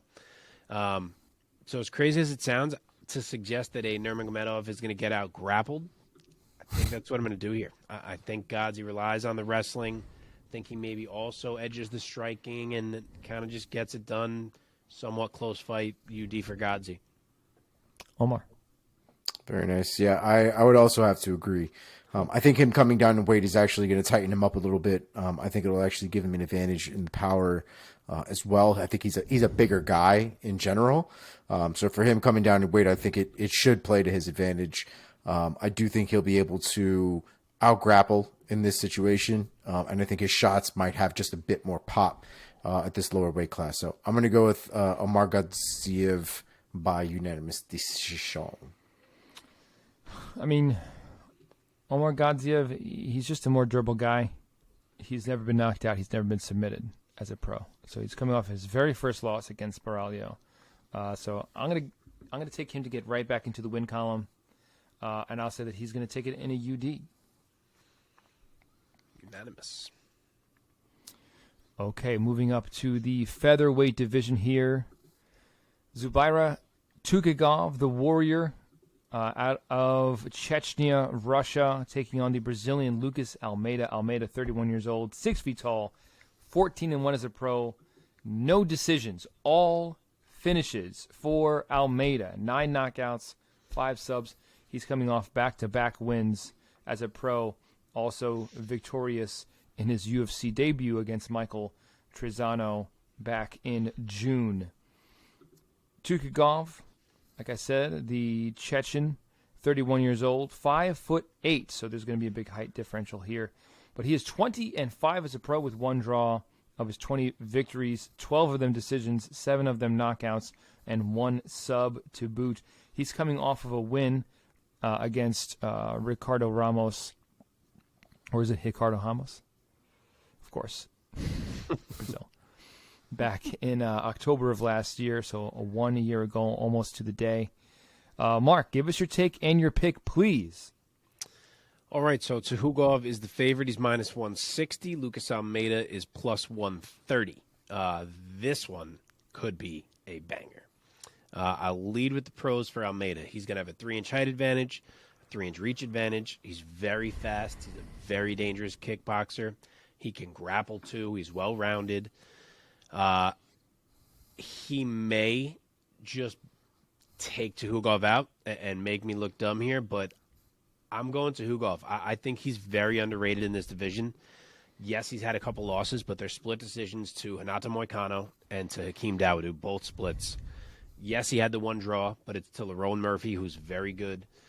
He's beaten guys like Douglas Silva de Andrade, like Ricardo Ramos, who's hot right now, and that was Tukhugov's last W. There's always guys like this in MMA who are kind of unheralded until suddenly they're not, and I think Zubaira is kind of one of those guys who gets some respect on his name after Saturday. I think he can avoid the big shots from Almeida and just kind of out-technique him all fight long. Of course, it's possible Almeida is like this nice of a finisher, and if Tukhugov does get clipped, this thing could get crazy real quick because he's prone to getting crazy too, but I'm going to say he fights a smart fight, mixes it up a little with some takedowns so that he can kind of dictate it a bit and gets it done. I will say UD for Zubaira Tukhugov. Wow. Omar. I think Lucas Almeida is one of those guys that is not going to stop trying to look for the finish. The one thing I love about Almeida, though, is he doesn't force the finish. He doesn't overexert himself trying to finish. He's very much a patient guy when it comes to the aggression that he puts on. I think he's able to touch Tukhugov at some point, and I think he's able to measure himself enough to go for that finish. I do think Tukhugov is good enough to weather a lot of the early shit, but I think later on, Almeida is just going to be able to overwhelm him. So I'm going to go with TKO round 3. I really like both of these guys. I'm a big Tukhugov fan. I like his energy in the octagon, but I'm going to go with the power puncher, the finisher, the Brazilian finisher, Lucas Almeida. I'm going to say Almeida gets him out of there. I'm going to say third round. TKO for Almeida. And I think it's going to be a great fight. I do. Yeah. His first loss was on Contender Series, and then he choked a guy out and got back into the UFC, and he beat Trezano. Yeah, who was that Contender Series loss to? Was Daniel Zellhuber. Oh, to yeah. Oh, Zellhuber. So the opposite, a guy who had a lot of hype and fell totally flat in his debut. But yeah, I knew it was someone who fought recently. Okay, light heavyweight, gentlemen. Going up into the light heavyweight division, and some more marquee names here with Volkan Oezdemir taking on Nikita Krylov. So Oezdemir, no time, of course, fun nickname in the MMA world. The 33-year-old fighting out of Switzerland. He is 6'1" and 18-6 as a pro. Of his 18 victories, 12 of them have come by knockout. He's coming off of a unanimous decision victory off of against Paul Craig, which snapped a 2-fight losing streak. A little skid there. Krylov, the 30-year-old from Ukraine, he is 28-9 as a pro, 6'3". Of his 28 victories as a professional, 12 of them by knockout, 15 of them by submission, only one decision victory on his record. And he is coming off of a devastating knockout against Alexander Gustafsson back in July of this year. Omar, let me throw it over to you first this time. What is your take and your pick of Oezdemir against Krylov at light heavy? Yeah, I really like this fight. I think this fight is actually really difficult to pick. I think both guys have tools to really put it on the other. I don't usually go with Volkan Oezdemir. I don't have a ton of confidence in him in general. And I've tend to have liked Krylov in the past, and have gotten disappointed as well. I think in this fight, I'm going to go with Oezdemir. I think he's got a little bit more experience in these situations. I think he's got a couple more fights with bigger names, and I would imagine that he takes a lot of those experiences into the cage with him and is able to dominate Krylov. I do think he will be able to touch him. I'm going to go with Oezdemir by knockout round 2. Mark? So I just want to note that there are still 7 more fights on this card after this fight. And if this fight was the main event of a fight night, it wouldn't even be the worst main event that we've seen on a fight night. So that's how good this card is. Okay, Krylov is favored here. He's minus 180. Volkan is plus 150 on the other end. Volkan is a good fighter, and he honestly looked interesting to me last fight. I thought he had the look of a guy who maybe found something, like there was a new confidence in him. And I know he only recently began training at All-Stars, so maybe that has something to do with it, but I kind of like the way Krylov matches up with him. Now, the trouble with Krylov is that he is always going for it, and taking chances against a guy who can hit like Volkan is always going to carry some risk. But I like Krylov. I like the well-roundedness of his game. I like his ability to finish, or at least to inflict damage from anywhere. I especially like his cardio, which could come to bear here if he's able to make the pace a bit crazy like he's prone to do. I'm going to go with him. I could see it happen fast, or I could see it I could see it happen fast if if his pace and aggression kind of catches Volkan off guard. I could see it take a bit for Krylov if he needs to kind of figure out how to get a little more inside on Volkan because of the power that Volkan possesses. But one way or the other, I think Krylov does it. I'm going to say club and sub, head kick into a rear naked choke, Nikita Krylov round 2. Yeah, I mean, No Time looked really good in back-to-back fights against Misha Cirkunov and Jimmy Manuwa, and then he got his title shot against DC, and that happened, and then he got beat by and then he got beat by Anthony Smith, and then he got beat by Dominic Reyes. So he had 3 back-to-back losses. One of them was a title shot given. He came back, he knocked out Ilir Latifi, and he beat Rakic by split, which is nice because Rakic is very good. Then he dropped 2 again against Prohaska and Ankalaev, which, again, 2 top guys now. And now he's beaten Paul Craig. So I along that way, I lost a lot of confidence in Volkan Oezdemir. So I'm going to say, even though he looked good against Paul Craig, I'm going to need to see one more nice win before I start picking him with confidence. And I think Krylov's he's riding with a lot of confidence because he just had an opponent in an old and rickety Alexander Gustafsson that it was easy for Krylov to look good against him. He dinged him with punches that didn't look severe and, killed Gustafsson. So I think that's going to be giving Krylov a lot of confidence coming into this weekend. So tough one to pick because I've always been kind of neutral on Krylov. I'm going to go Krylov. But because these are big boys, I'm going to say he's going to get him out of there with some big stuff. I'll say 3rd round TKO. Let's move on. It only gets better and better from here. Yep.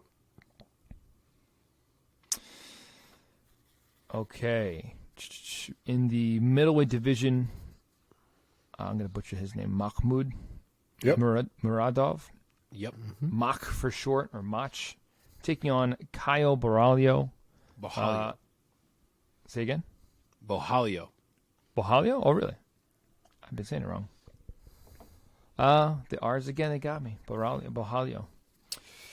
In the middleweight division, so Muradov, the 32-year-old from Uzbekistan, he is 6'2" and 25-7 as a pro. Of his 25 victories, 17 knockouts, 3 submissions.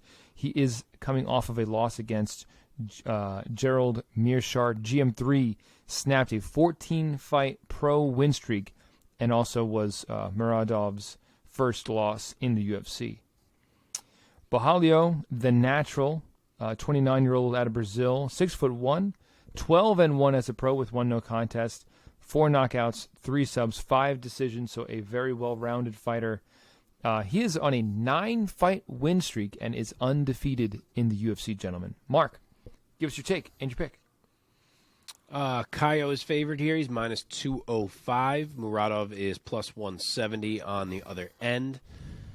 I do think this is a really well-matched fight. It's an intriguing fight. Muradov kind of slipped up against GM3, but he had been on a really nice run. Borralho obviously has looked great so far in his UFC tenure.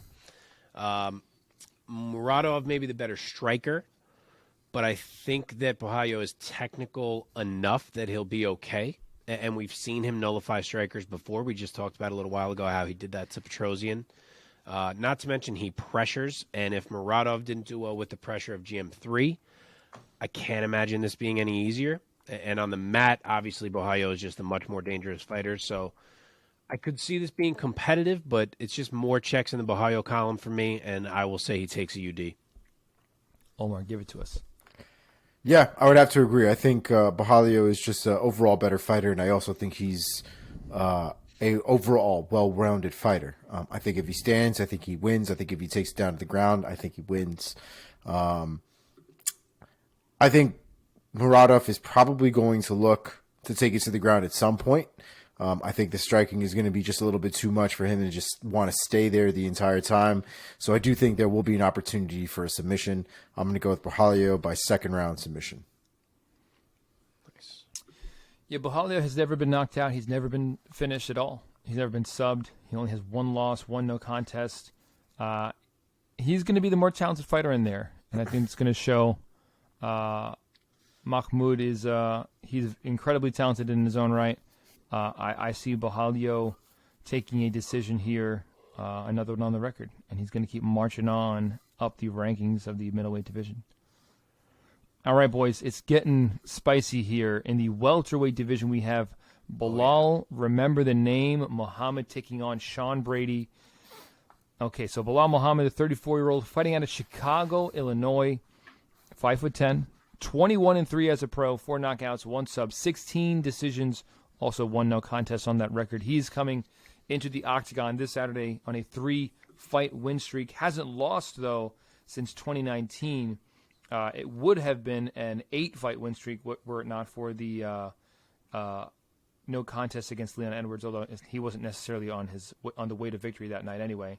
So a 3-fight win streak against Damian Maia, Stephen Thompson, and Vicente Luque coming into this weekend. Sean Brady, fighting out of Philadelphia, Pennsylvania, 29 years old, 5'9", 15-0 as a pro, undefeated as a professional in mixed martial arts. Of the 15 fights, 3 of them knockout wins, 4 submissions, and 8 decisions. He's coming off of his most recent win was last November against Michael Chiesa. Omar, give us your thoughts on this marquee welterweight matchup between Belal and Sean Brady. I love this fight. Sean Brady is very, very interesting, and I don't think there's any two ways about it. I want to see more of Sean Brady. I want to see what he has to offer, but Belal Muhammad is a big, big ask. He has shown, especially in most recent fights, I would say since Stephen Thompson fight, maybe even the Damian Maia fight, he's a real problem. That the ground game, I don't know if he always had the ground game. It just wasn't as good. We didn't see it. He didn't use it. Whatever the case is, the ground game from Belal Muhammad is some next level shit. And it's been very effective in his last few fights, and I expect it to be just as effective in this fight. His striking is solid, but it seems to be the ground game that tends to be the equalizer for him. I think Sean Brady is well-rounded, but I don't necessarily think Sean Brady is amazing in any one specific area. And I think Belal Muhammad will be able to exploit the ground game to some degree. I do think it'll be a hard-fought fight. I don't think one person is going to completely destroy the other. But I think Belal Muhammad comes out with the win. I'll say unanimous decision. Mark, I am very interested to hear these odds. Yeah, I mean, from here on out, we are just in huge fights. The fact that this is a prelim is just silliness. The favorite in this fight, I knew it'd be close. I thought Belal would at least be favored. He is not. The favorite is Sean Brady. He's minus one undefeated. He's minus 145. Belal is plus 115. Wow. This one is difficult. On the one hand, you have Belal, a guy who has now gone 8 fights unbeaten, as you said, a guy who's truly come into his own, who's peaking right now. It seems like his game is at the most effective place it has ever been. On the other side, you got a guy who's never even tasted defeat, amateur or pro. He's 15-0. He's 5-0 in the UFC, getting the biggest opportunity of his career thus far. They're basically the same size, so you can throw that out the window. They both can wrestle their asses off. So I'm having a hard time figuring out what to look to here. And the one thing I've kind of kept coming back to when I've been trying, and I've been flip-flopping on this fight, the thing I've kept coming back to is that Belal Muhammad has not stood across from a true wrestler in his entire UFC career. If you look down his resume, he truly has not. And I'm thinking about how this fight plays out, and I find myself wondering if all this improvement Belal has made to his game are things that he can't necessarily use against Sean Brady. Like, his whole game has become this game where he's able to hang well enough now on the feet with guys who don't want to be taken down, and then he's able to time so well the moment to take them down and to be able to control them down there. Sean Brady will welcome the takedown. This is a guy who just won a jiu-jitsu match with Craig Jones. Like, he is filthy. Not to mention, he may be looking to take Belal down as well. And I'm very curious to see how Bilal's movement is going to be affected by that. Affected by the fact that the guy across from him is not so concerned about his takedowns and may even be looking for one. So it's possible that I'm overanalyzing how Bilal's game is going to react to being across from a guy who can wrestle and who can grapple. But that's what I keep finding myself going to here. And the striking is pretty close, is it not? Like, it's not as if Bilal's going to have some big advantage in the striking that he can press if need be. So I'm torn. I have flip-flopped, like I said. I'm having a harder time imagining the how for Bilal. Because to me, it would have to be that he just controls Brady for the most part, like he has done to everyone else as of late. And if he can control Sean Brady like that, I would be wildly impressed. It seems like a big ask. So give me Sean Brady, close fight, 29-28 UD. Of course, that's what Brady's going to be looking to do to him. Brady's going to be trying to control him. Okay, Omar, you go. I like the grappling of Brady more is my point. Once they're on the ground, I trust what Brady is doing more. Yeah, I wasn't ready. Oh, you did. That's right. My bad. Tough fight to pick for me, man. Tough fight to pick. Like you guys have both alluded to, these guys are pretty evenly matched, skill for skill, on paper at least.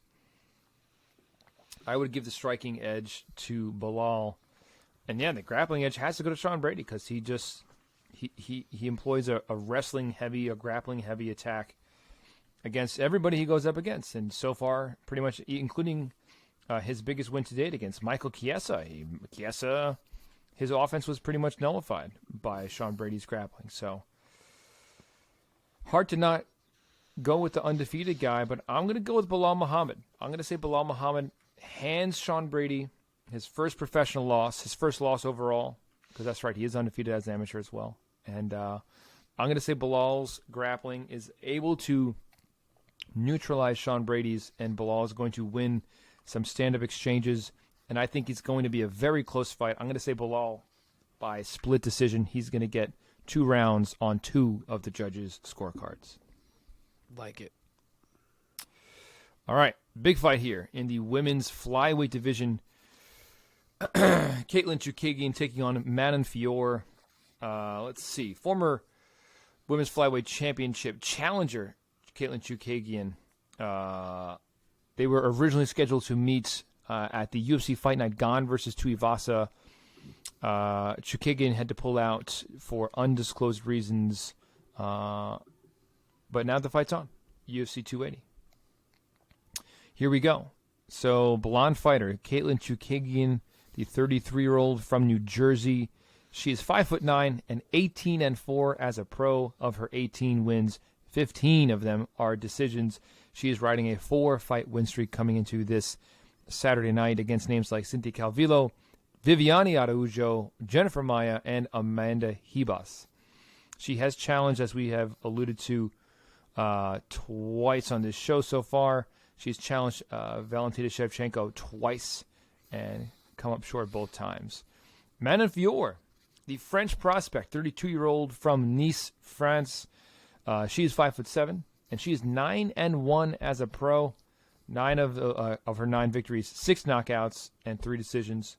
So she is a stand-up fighter. No ground skills to really talk of. She is riding a 9-fight win streak as a pro coming into this weekend, and she's undefeated, 4-0 in the UFC. Mark, let's start with you this time. Give us your take. Manon Fiorot, Katlyn Chookagian, what's up? It's funny because you guys have both said this on this episode to the point that I started thinking I was bugging. But she's only fought Shevchenko 1 time. Really? Oh, I thought she fought twice. No. Oh, you know why? It's because she fought Antonina. Is what probably is maybe making me think that. When Omar said it before, I was like, no, it's just 1. And then now you said it, and I was like, what the fuck? I gotta go look at this. Fuck, anyway, I thought it was 2. She is the dog here. She is plus 175. Manon Fiorot is minus 220. As you said, this is a huge, huge fight. Either girl, and especially Manon Fiorot, should be getting a title shot with a victory here. Chookagian's on a roll again since losing to Andrade. Rattled off another 4 in a row. The girl just keeps going. She stays right at that number 2 spot in this division. She's arguably fighting better than she ever has. There is a lot less point fighting and a lot more real fighting. And then you have Manon Fiorot, who's looked incredible. She's 4-0 in the UFC. She frankly hasn't really been troubled yet to this point. And as great of a gatekeeper to the title as Chookagian has been, I think Manon's going to do it. I think she's very good at controlling range. She uses that side kick so well, and I could honestly see this playing out in a way where she is frustrating Chookagian in a way that has Chookagian kind of hitting a bunch of air again like she used to, because she gets stuck on the outside and is kind of a little too nervous to crash in and get sniped by Manon.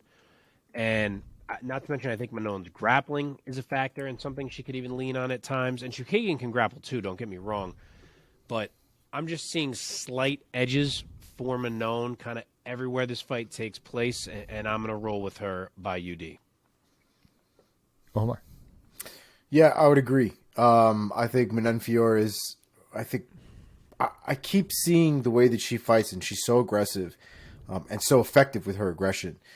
I just think that Caitlin likes to play the game a little bit too much and doesn't fight.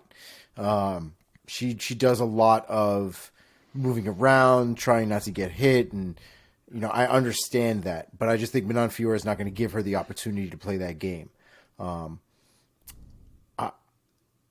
I do think there have been a lot of improvements in Chookagian's game lately, especially when it comes to actually making contact with people. But I do think that Fiorot is going to be able to take advantage of a lot of the holes that Chookagian offers. So I'm going to go with Manon Fiorot by unanimous decision. I'm very tempted to pick Caitlin Chookagian in this fight. I just thinking back on her fight, because of catching my error of the Shevchenkos. Think about her performance against Antonina Shevchenko, when she really bullied her.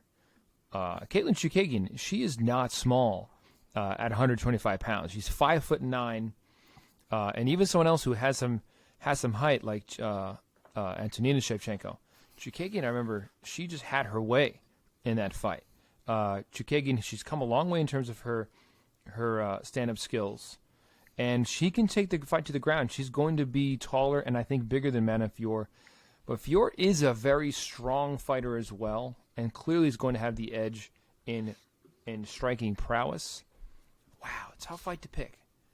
I'm going to be just to be different. I'm going to say Caitlin Chookagian gets it done in 3 rounds against Manon Fiorot, mixing it up, making it a mixed martial arts fight. I have to imagine that's what her coaches are telling her, that's what has to happen across 15 minutes. And I'm going to say she gets out of there with a unanimous decision. Whew. Probably a bad pick. Nah, dude, that's a close fight. Yeah. Yeah, man. These are all close fights from the time from here on out. I mean, even some of the earlier ones were. Yeah, it's crazy. All right, fun one, guys. Oof. In the lightweight division, Beneil Dariush taking on Mateusz Gamrot. Wow, what a fight. It was revealed real quick. It was revealed that Beneil was supposed to be the backup for the main event. But then it came out that Volk was going to be the backup. Yes. Yep. Because Volk offered to be the backup. The original plan from the UFC was Beneil to be the backup. But then Volk offered to be the backup, and what is UFC going to do? Tell the fucking featherweight champion, no thank you, we'll go with Beneil Dariush? Dariush still claims that he is the backup spot. But no he's not. Announcement has been made by the promotion. That's so funny. No. Dana White did confirm that Volkanovski is the backup fighter. Okay. Beneil, as of, I just read actually something today where Beneil was like, I've made peace with it. I thought about it. If Volkanovski had, offered it, I would probably have done it too if I was Dana White. So he gets it. We all get it. It's business. Volkanovski, frankly, is just a more interesting fight too, because double champ status, et cetera, et cetera. How do you not go that route, especially if he's like, let me do it? Yep. So, nobody wants this to happen anyway. Fucking true. Get out of the atmosphere. So just setting this up, Beneil Dariush, of course, the 33-year-old out of California, 21-4 as a pro with 1 draw. 21 victories, comprise of 5 knockouts, 8 subs, 8 decisions. After a 3-fight winless streak, he has been on a tear in the lightweight division, winning his last 7 fights, coming off of a nice win, unanimous decision victory over Tony Ferguson. The gamer, Gamrot, 31-year-old out of Poland, 31 years old, 21-1 with 1 no contest, 7 knockouts, 5 submissions. He's riding a 4-fight win streak coming into this weekend. Most recently, getting that nice unanimous decision victory over Armen Sarukian back in June of this year. Omar, let's throw it over to you first this time. Give us your pick and give us your take. Gamrot versus Dariush at lightweight. I don't know. I fully agree. This was my hardest fight to pick on the whole card. Yeah, this fight is absolutely crazy to pick. This fight has a lot of different avenues it could really go down. Gamrot, as we know, is a very high-pressure fighter. Seems to be a man who likes to not only push the pace, but also push the energy, right? He's a very strong man, likes to use that strength to his benefit. But Beneil Dariush is a very technical wrestler. And has the ability, I would imagine, to nullify a lot of that movement if he gets Gamrot down to the ground. Gamrot likes to move on the ground when he's down there, but again, Dariush is heavy, very, very heavy on the ground. And so a lot of that movement might get nullified. Might not be the most exciting thing we've ever seen in those situations, but it will be very effective. I think if I had to go, point for point, I think striking, I would probably give it to Gamrot, if we're being honest. I think if we go just throwing hands in general, I think Gamrot takes it. But I think once it gets to that point, Dariush is not just going to stand there. And if it ends up going down to the ground, I do give the edge to Dariush. I think it's a very coin flip fight, if we're being very honest. I want good things for Dariush. Dariush has been through a lot of bullshit to get to this point and still not have a title shot. And I love what Gamrot has done up until this point. He has brought it in every single fight that he had. One would even argue that he won the Kutateladze fight. But I think I'm going to go with Dariush here. I can't really explain to you why. Maybe it is because I want good things for him. But I think he can get it done. I go Dariush by probably a split decision. Okay. Mark, lay it on us. So I'm shocked by these odds. I thought these were going to be razor close. And Gamrot is 2-1. He's minus 200. Wow. Beneil is plus 160. That's disrespectful. Which is tempting. Dude, I thought you were going to say like minus 100 plus 110 or some shit. I literally thought it was going to be nearly pick 'em. Yeah, I agree. Yeah, minus 200 for Gamrot. Wow. And I agree with Omar. This was my hardest fight to pick on the card. I think it's just because they're both so good everywhere that it's like you try to search for what the reason is that one guy's going to win, and it's like, I don't fucking know. I just got to watch the thing. But, yeah, they're both so technically good everywhere. It's truly difficult for me to envision one guy getting the better of the other somewhere. They just both have looked so good, but I got to admit, I do kind of have this vibe where this is when it goes wrong for Dariush and that he loses this fight and that title shot just never materializes for him. Like, it kind of feels like that's the part of the story that we're at. And Gamrot is a hell of a tough opponent for him. Like, Beneil has made a living on being slick and opportunistic. Like, he finds these moments to change the fight, whether it's with a punch or with a takedown.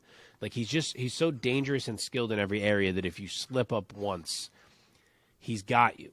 But when does Gamrot really slip up? Like, he really doesn't. He fights, as much as he's scrambly, he fights such clean fights. It's so hard to hurt him or control him. I mean, the guy would be undefeated through 23 career fights, if not for a split decision loss in his debut. That was a controversial split decision. So, I don't know. It feels like the smart pick is Gamrot, but it feels to me like the clever pick could be that Gamrot is like so nonstop and scrambly that he does leave that 1 second where Dariush can like crack him with something or just take the back and suddenly the fight changes because, like Omar said, of how heavy and tight Dariush's control is when he gets it. Like when Dariush gains an advantage on you, he's not getting it back, especially in the grappling. The guy is so technical. He's one step ahead.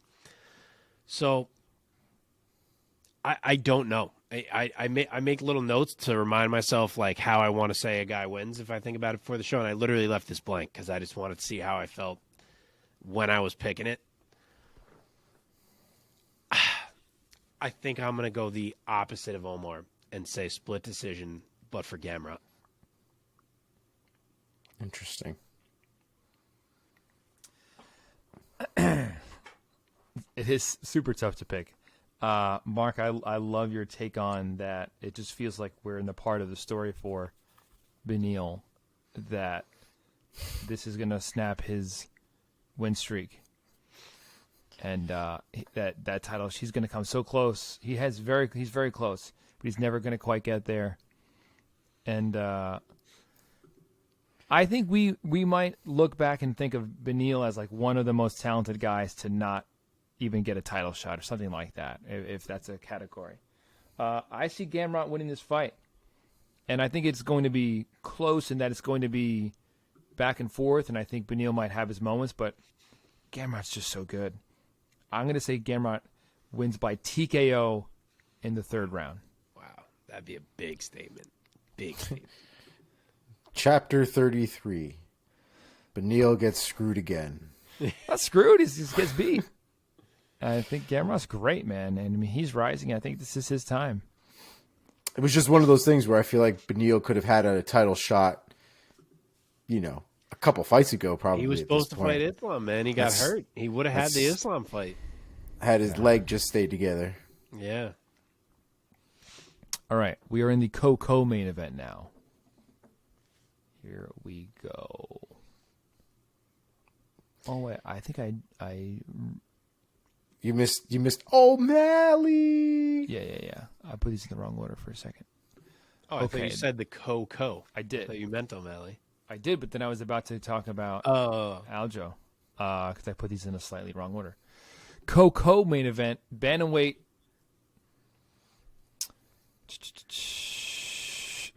bout between Piotr Yan and Sugar Sean O'Malley. I'm going to be honest, guys.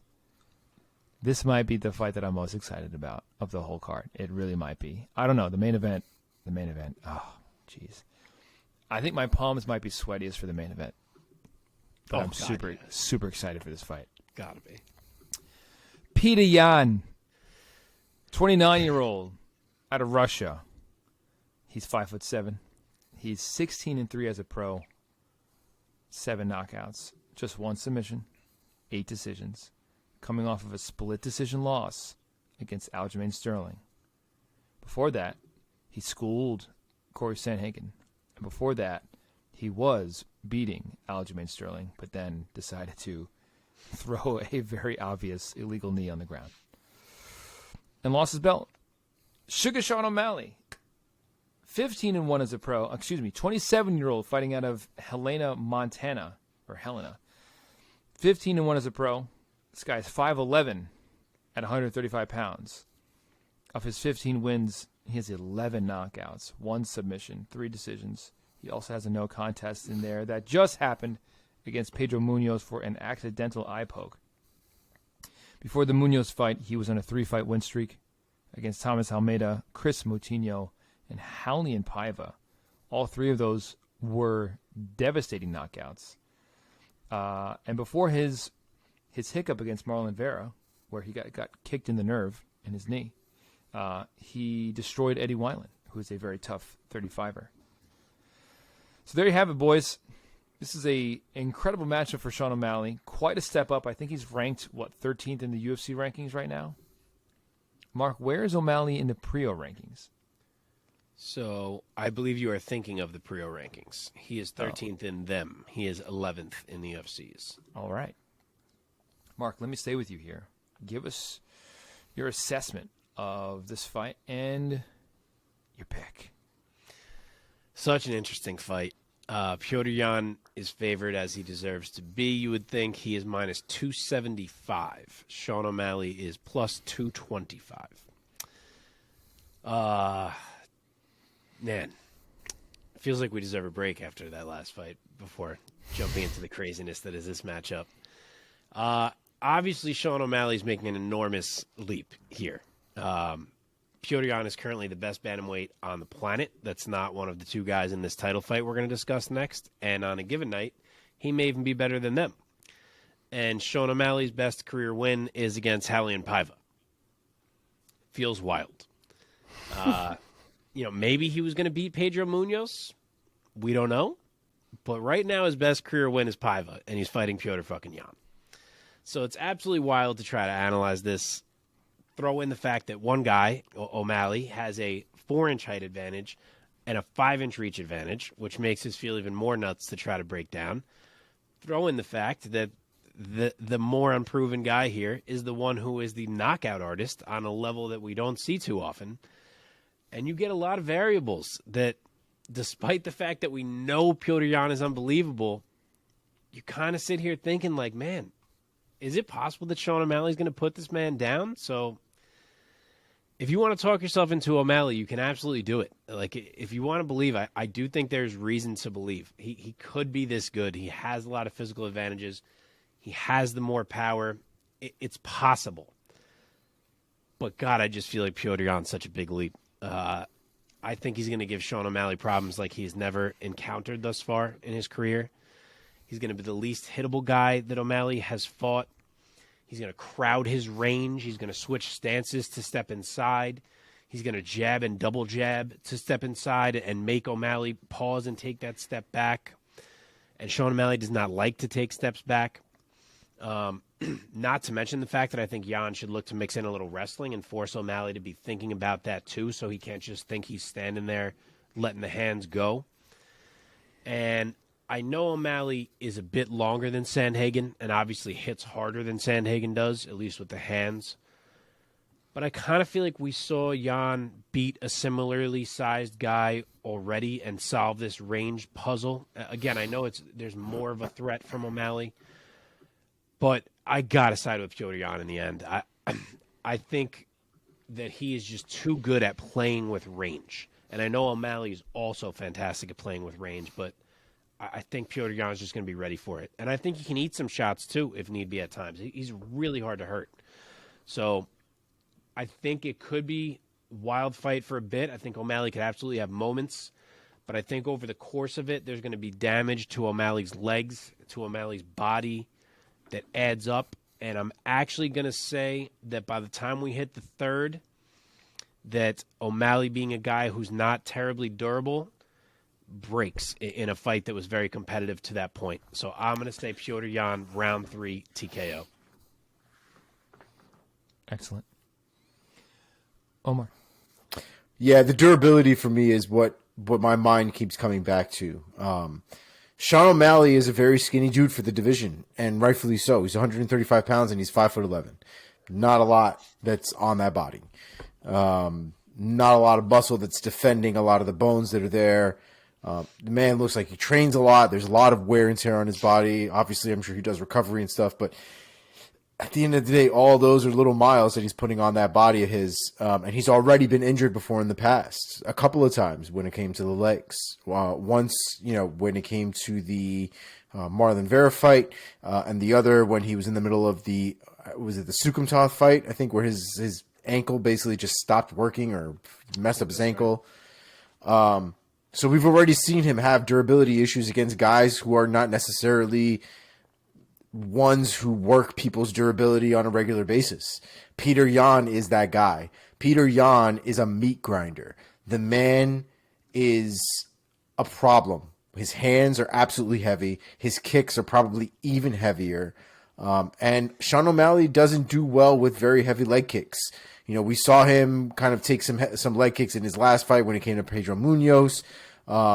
He didn't really, he had a good poker face, but I think at the end of the day, had he taken a lot more of those, it probably would have changed the trajectory of that fight. I think at any given moment, Petr Yan could land something that's really going to hurt O'Malley and change the course of that fight. O'Malley's best bet is probably keeping it at range. and using volume to do so.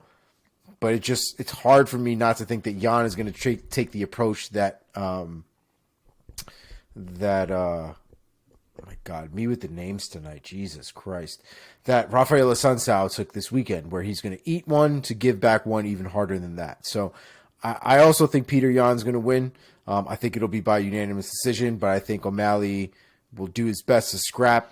But I think this will be a learning moment for O'Malley. We are unanimous this time, and as much as I want this for Sean O'Malley, and I do, I'm rooting for him. I want him to break through, and this would be fucking cool if like Sugar Sean like knocked out Peter Yan. How fucking amazing would that be? Oh, it would be insane, and the hype for the title fight would be insane. Oh my God, yeah. That being said, I think this is a terrible matchup for Sean O'Malley. Sean O'Malley, I do. I mean, stylistically, like it's not just that Peter Yan is excellent, but just the way that he fights. Yeah. Sean O'Malley likes to be in the open floor, on the open court, man. He's like running transition offense all night long. Literally dribbling through his legs. Peter Yan, he's going to be pushing Sean O'Malley up against the cage, for 15 minutes. And he's going to have Sean O'Malley on his back foot. Peter Yan does not back up. Peter Yan will not let him take the center of the octagon.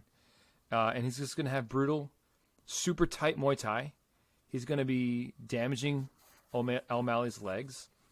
He's a great counter striker. I think O'Malley has a puncher's chance, but I think stylistically this might end up being kind of a boring 12, 13 minutes, and then he might get finished in the third.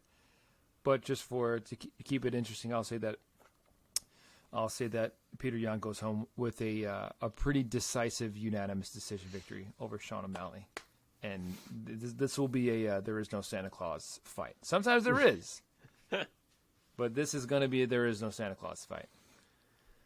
All right, so we're unanimous on that one. We got two more here. I'm very interested. I want to point out that at some point, and I know this may have an issue doing this maybe legally or with broadcasting issues or whatever, but Beneil Dariush fight, the Peter Yan fight, the Aljamain Sterling fight, and the Charles Oliveira fight should all be fucking 5 rounds. All of them. Oh, God, I know. Every single one of them. The Chukagian one, we don't need to see 5 rounds of that shit. Every other one, 5 rounds. I was literally planning to make 2 different points about Dariush and Gamrot going into the later rounds when it hit me that it was a 3-round fight, and I was like, motherfucker. It needs to be 5 rounds. Your brain just assumes when guys are this good that they're fighting 5 fucking rounds. Okay. Yeah. We are at the co-main event. We have arrived. UFC Bantamweight Championship bout between Aljamain Sterling and T.J. Dillashaw. Former two-time Bantamweight champion, T.J. Dillashaw. This was originally targeted as the main event of UFC 279, but the promotion opted to change plans and move it to this event. Aljamain Sterling, the Funk Master. Aljo, 33-year-old out of Long Island, New York. He's 5'7", 21-3 as a pro. Of his 21 wins, 2 knockouts, 8 submissions, 10 decisions. T.J. Dillashaw. Oh, excuse me.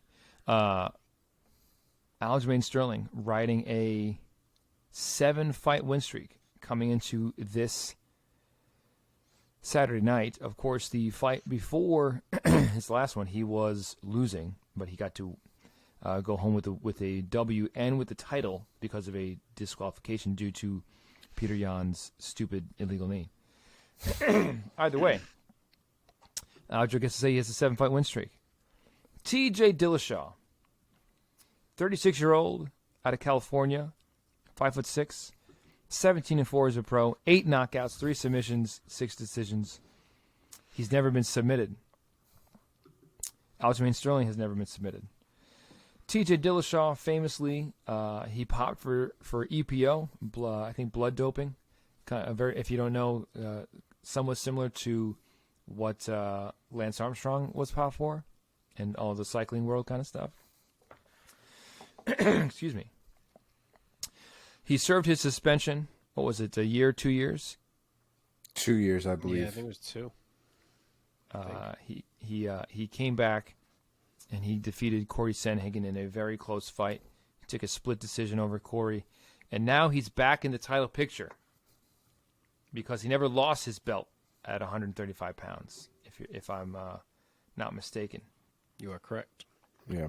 he did have a loss against Henry Cejudo, but that's because he went down and challenged Cejudo at 125 pounds. Correct. So, think what you will about T.J. Dillashaw. If you think he's scum, if you think he's a snake, but he was the champion, and he is a fucking electric fighter, and I will always love to watch him throw hands and feet. Mark, give us your take and your pick of this great bantamweight bout. Okay, Aljamain Sterling is favored. He's minus 175. TJ is plus 145. Maybe a little wider than I thought. That's another one I thought was going to be pick'em-esque. Yeah. Man, when you walk through these fights like we are, it gives you a little bit of a sense of what it's going to feel like to watch them one after the other, and it's wild. Yeah. I love this fight. I love the way that so many people seem to be writing off Aljo as if he's not a worthy champion and a fantastic fighter in this division. I mean, outside of getting caught clean by Marlon Moraes, which happens, this guy has only lost 2 other fights, and they're both by split decision, and arguable split decisions at that. Like, he is incredible. He's been marching through this division for the past 5 years or so. He just 100% beat Petr Yan. I'm not here for these people who still want to argue that Petr Yan won that fight. He did not. Aljo won that fight, and Aljo is the champion. At the same time, as you said, though I'm glad he got stripped because I'm not here for the cheating, no one ever took that belt off TJ either. So this is really the matchup to settle this 135-pound division with some finality here as to who the top dog is, until suddenly Henry Cejudo will then throw his name in the hat and we still won't know who the top dog is. But, yeah, it's a big one. As for the fight, Aljo's going to work his same game. The long kicks, the long strikes. He'll try to grab onto you, trip you, drag you down, eventually hit you with that Aljo backpack. TJ's obviously going to mix it up, at least striking-wise. He's been saying he's going to look to wrestle. I don't know if I actually believe that, but he will surely look to exploit what will be a distinct advantage in speed, in striking skill, in danger and power in the strikes. That's where I think TJ should live in this fight. But Aljo's a big dude. He's going to have a 4-inch reach advantage to lean on, which will help him keep that distance until he wants to close it. And as much as Aljo's not like a great striker, he is a smart striker. He does well to keep the distance, to kind of throw those lunging strikes that he does at times. He uses the kick to keep people off him, uses that long jab that he has. So he does well to control the range. And obviously, if TJ tries to break that range, then he's got to worry about getting clinched up by Aljo. So I do think Aljo is going to be okay on the feet. It's possible that TJ just looks unreal and reminds us all how good he is. It's possible. But I think Aljo's going to be okay. I think he can rely on those type of strikes like I just mentioned, keep TJ a little bit honest, a stinging jab here and there, a teep. And there are going to be times where they are close. And the way TJ fights, I kind of said the same thing about Poirier in the past and was right when he fought Oliveira. TJ is one of these guys who can be too comfortable. He can give his back when he shouldn't. He can look to stand too quick. He's just more comfortable in the grappling department than he should be at times, and I just think these are dangerous habits to have against Aljamain Sterling. So I know it's a bit of a bold pick. I know TJ's never been subbed. I'm going to say Aljo finds it. I think Aljo really announces himself to the world on Saturday and finds the neck. I will say Aljamain Sterling, round 3, rear naked choke. Nice. Wow, round 3. Okay, Omar with the eyebrows. What's up, buddy? I think the craziest shit is my pick is also submission round 2 by Aljo? rear naked choke. Yes. Wow. Rear naked choke specifically. I don't know why. In my head, I do think that Aljamain Sterling has an edge on the ground. I think the one thing about TJ Dillashaw is that he's never really, to me, seemed like somebody who lays and prays and keeps control the way that Aljamain Sterling does. TJ Dillashaw is very much a guy who would take advantage of somebody who is not, who's on the ground, who doesn't have a base, so he could strike, he could throw things, he can land damage, but he's not going to like ride you in that specific sense. The other thing that has been evident about TJ Dillashaw is that when his striking is not working, which does happen, his reaction then is to rely on his grappling. Sterling is not going to allow that. I think Sterling's acumen when it comes to the grappling is going to cancel out a lot of the nullifying things that TJ Dillashaw does in moments where he's not comfortable striking. I think we saw a lot of that in the Corey Sandhagen fight when Corey was working long and when Corey was using his distance. TJ Dillashaw was able to close the distance and basically ride his back, throw knees to the thigh, and kind of burn the clock in that situation. That I don't think is going to happen in this case. I do think that if Aljamain Sterling does get him to the ground, I think his backpacking skills are a lot better than TJ's are. I think that body triangle from the back is an absolute savage problem. And I think his hand movements when it comes to him looking for rear naked chokes is second to none. I wouldn't even be surprised if he's able to find something like a calf slicer or even one of those banana splits as well. He's very, very creative on the ground. It's definitely Sterling's bread and butter. So, yes, I go Sterling, round 2, submission. I think it happens early. I think it happens early. Wow, round 2. You think he gets that backpack? That's what this fight is riding on, is obviously is if Aljo can get the takedown and secure that position and go to work. I could see an Aljo decision, taking home that decision victory with a lot of ground time, a lot of control time. I'm going to go with the striking skills of TJ. I think I see TJ continuing to wear the black hat and play the villain and do it well and getting boos. But that doesn't change the fact that he is coming into this fight with, I think, a considerable differential in his favor in striking prowess. Under Dwayne Ludwig, he's just an incredible kickboxer, and I see him getting a unanimous decision victory on Saturday night. 5 rounds of that stuff. That is tough. Yeah. Might be a bad pick. We got our difference. Yeah, right. Now, let's see if we have one on the last one. TJ will always annoy me, though, because Dana White talks about how he took his suspension on the chin and took it like a man and all that stuff. I still feel like he mocks everybody about it. I agree. And it drives me absolutely fucking wild. His company name being Clean Juice, I think, is one of the biggest slap in the faces to the whole situation in general. But that is true. I keep forgetting that. Also, that's a silly thing, man. I heard Aljo say this in an interview. And I think he's 100% right. To say that he took his suspension like a man, it's like, but he cheated. Like, he knowingly cheated and got caught. He didn't fess up to it himself. It's sort of like giving credit for somebody who did something fucked up. Like, yeah, I did it. Well, good for you, bud. I'm glad you confessed. Glad you let us know the truth.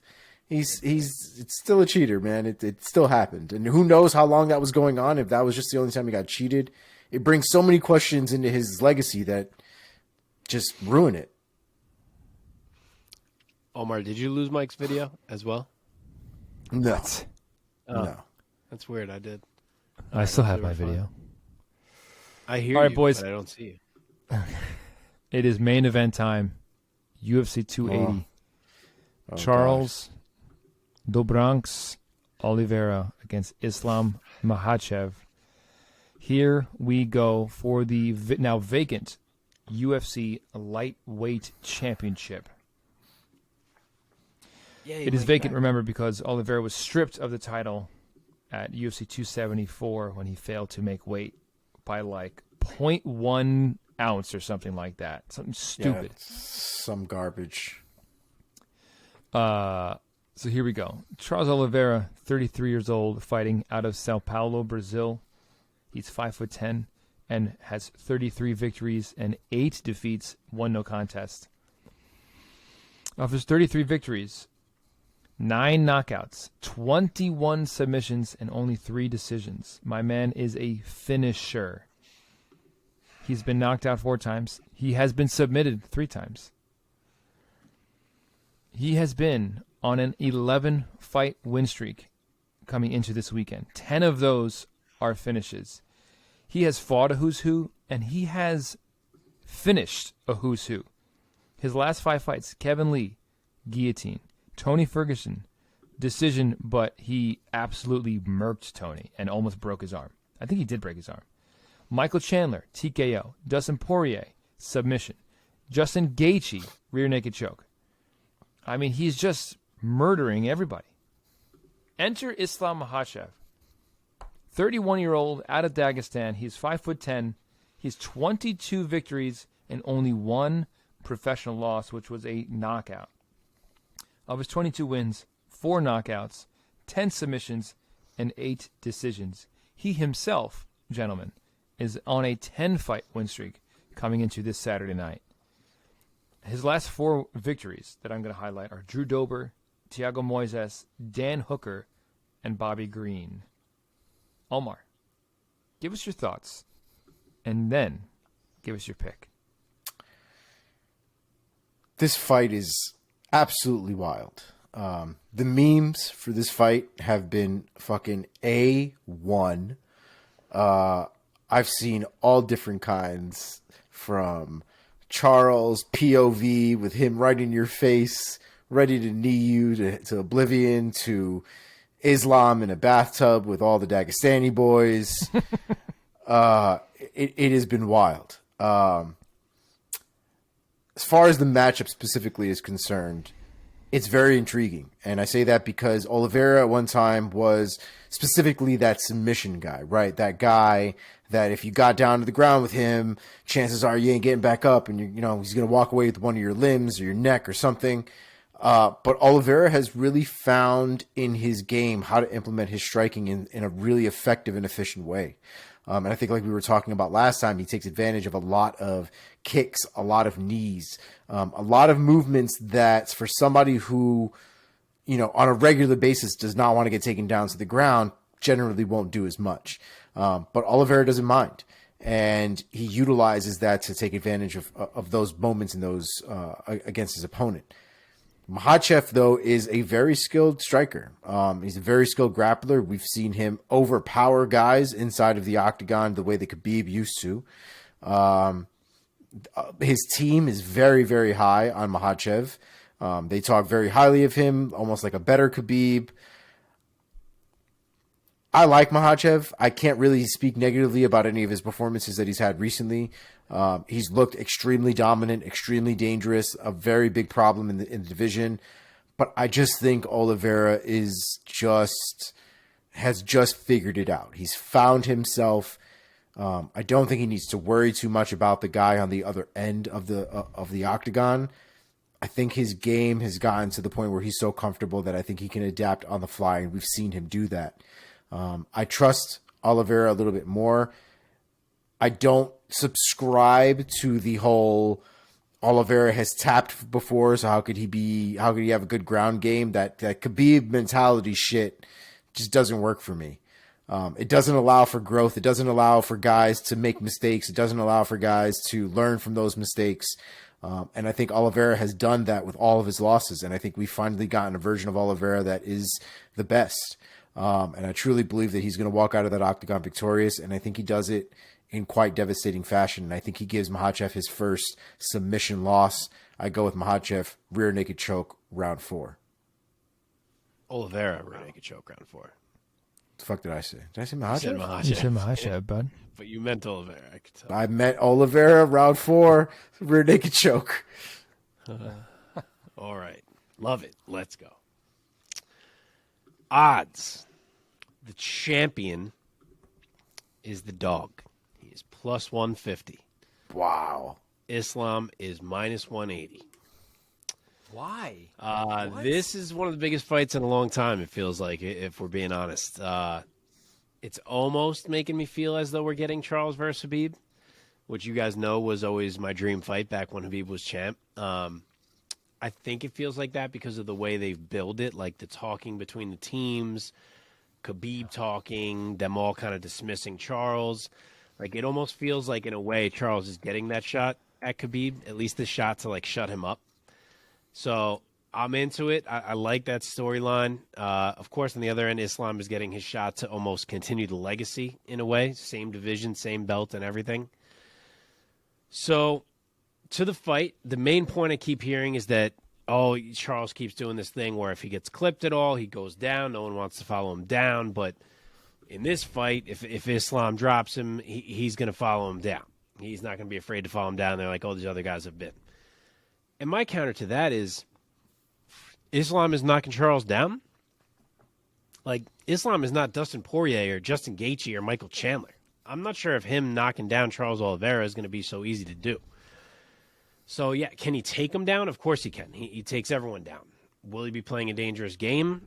Of course he will. That's what makes it so intriguing. That's why I've always wanted to see Charles and Khabib. We get Charles and Islam instead.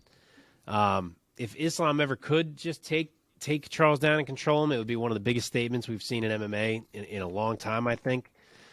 But the jump from a 1 week notice Dan Hooker and a 2 week notice Bobby Green to Charles friggin' Oliveira is light years. Not to mention, I was going to say, not just really quick, full camp, eyes corrected, Oliveira. Continue. 2020 Oliveira. 2020 Oliveira. Not to mention, I think there's a lot of pressure on Islam. It's in Abu Dhabi. The crowd is going to be behind him. They've had a lot of hype for him over there. His team has already been anointing him as unbeatable. It's a lot. And to be honest, the guy's never really even fought on that big of a stage before. If you look back through his record, like, he's never really been on a stage even remotely like this. Whereas Charles thrives in that now. He loves this. So, frankly, I don't think this is happening for Islam. In fact, I wouldn't even be shocked if this never hits the mat. And obviously I'm a Charles guy. You guys know this, but I think Charles starts so friggin' hot. He walks you down so violently that I think this one may be over before Islam can even drag it down there. I know Islam's one of the least hit fighters in the UFC. So maybe this is bold. I think he gets hit like once per minute, some crazy number like that. Obviously, that's factored into because a lot of times he's on top of guys in the wrestling, so that kind of gets skewed. But I think Charles Oliveira is going to knife this guy to bits on the feet. I think he walks out. I think he lands clean on Islam early. A little bit later, he lands clean again. Islam starts to think, what the hell's happening right now? I'm hurt. I'm never really hurt. He shoots a shot that maybe Charles kind of half scrambles out of. They reset. Charles hurts him again. And things just go south for Islam. I think Charles' power is very, very real. You know, Chandler and Gaethje are not guys who get put out easily. Gaethje described Charles' power as something he'd never felt before. Yes. And Islam's going to feel it. I will say it is either a TKO or a guillotine that comes after like a desperate last attempt shot from Islam when he's already hurt.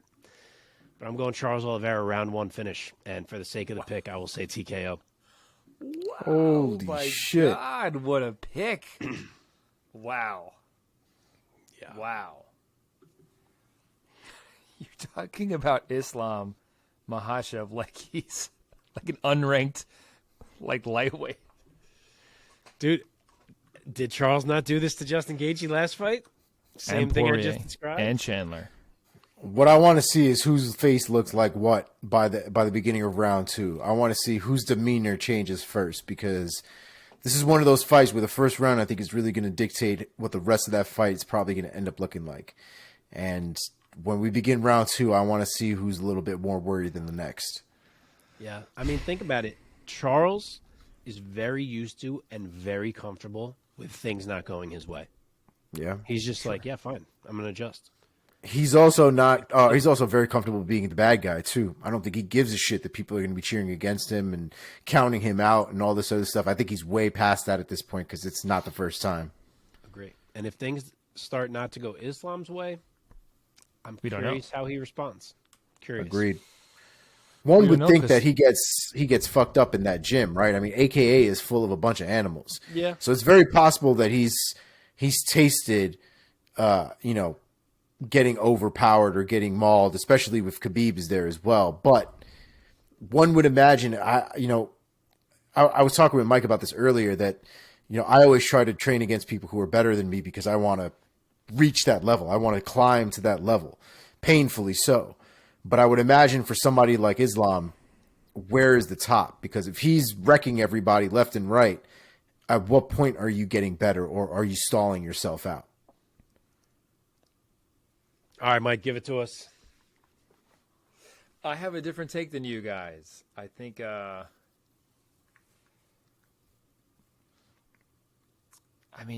Oliveira has the check. He has his boxes checked in so many huge ways. He has the check in experience, confidence. I mean, to your point, Mark, I think you're right. I think he clearly is his preference is to come out of the gates super hot. He's going to come out of the gates. He's going to run, basically do like a running jump kick, and let it be sloppy, let it be crazy, let it be a scramble. Makhachev's the opposite, of course, which is partly what makes this matchup so fascinating. Makhachev is a machine. He is an android.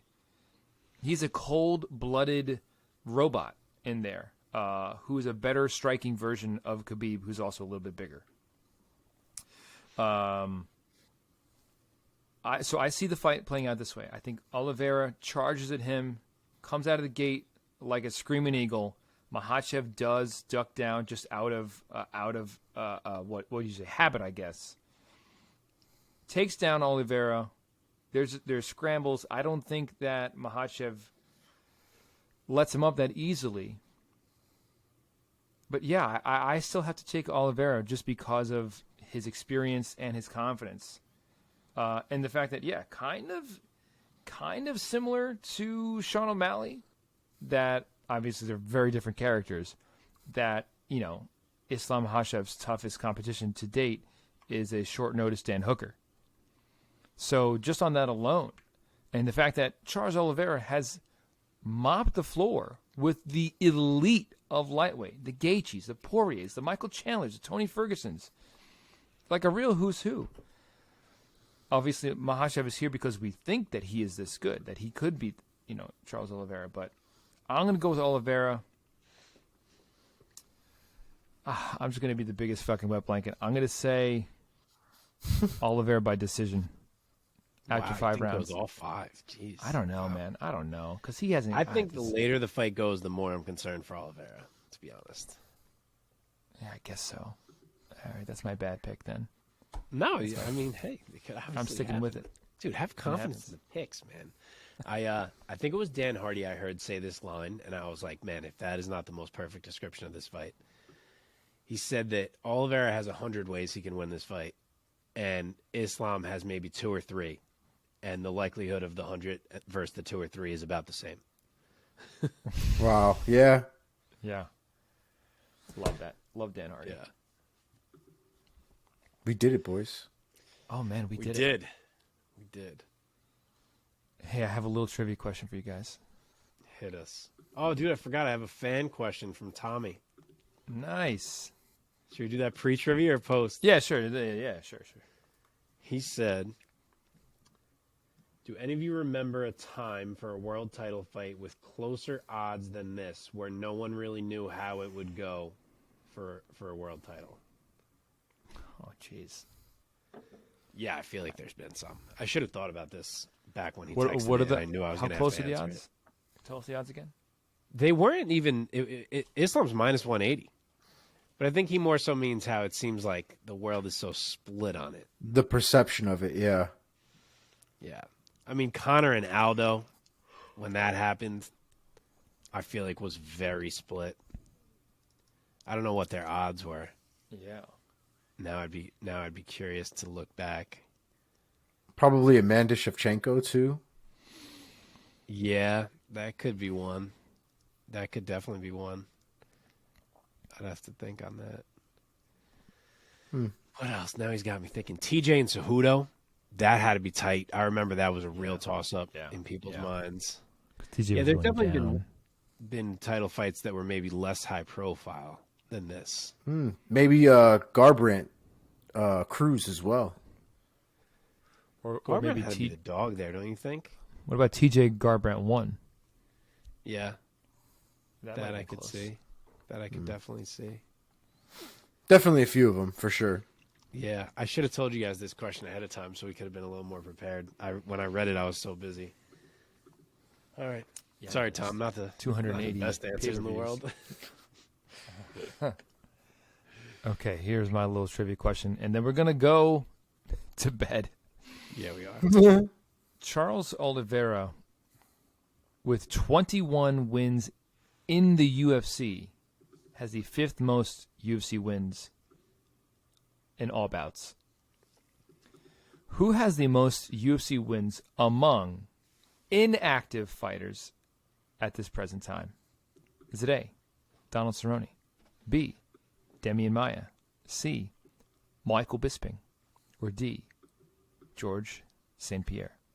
And bear in mind, this is not professional wins on their records. This is wins inside the UFC. Zuffa or the UFC? What's the difference? WEC. Does WEC count? I don't know. The list that I looked up, it said UFC. All right. So then probably just UFC it's then. UFC then.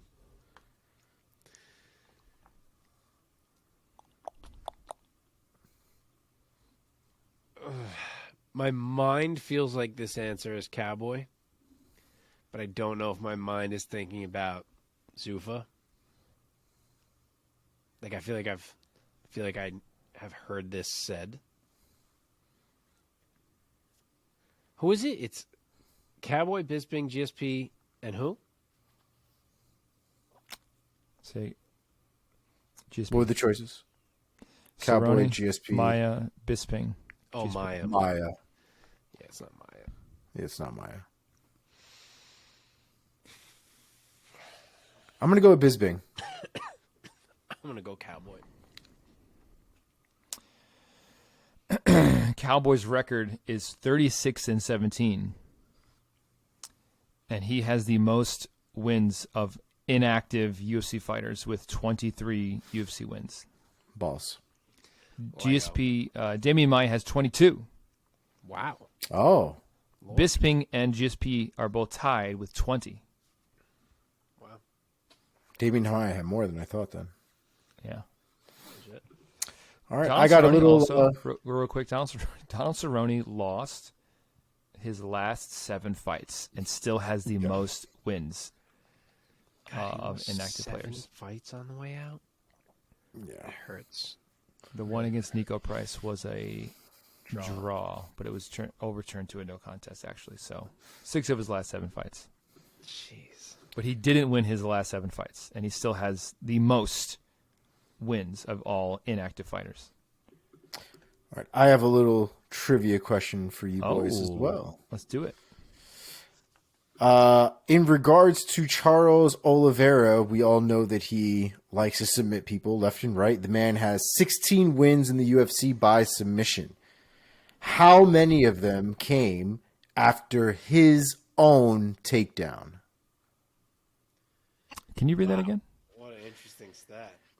Charles Oliveira has won 16 fights by submission in the UFC. How many of them have come from his initiating a takedown? Well, I know once against, who was it? Poirier? He just choked on his standing, on his back standing up. I'm going to say not that many. I'm going to say 5. I'm going to say that's a great $1. question. $1, Bob. Yeah, 5's a good guess. I'll say 3. It's 4. It's fucking 4. I was between 4 and 5. Fuck. Oh, man. You guys hit right over it. Damn. That's amazing.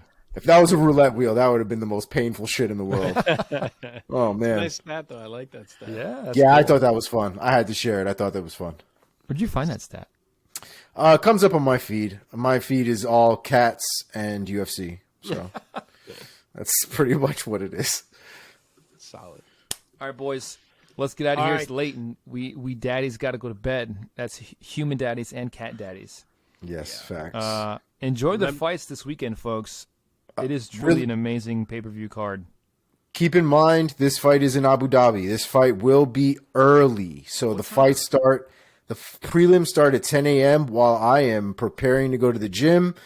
And the main event, or the main card, I believe starts at 2 p.m. Yep. So the main event will go on at around 4:35 when I'm on the road to pick up my wife. So real shit moments for Omar. I will be figuring this out. But just an FYI to everybody, this is an early card if you're on American time. That was East Coast time. I don't figure out the other math.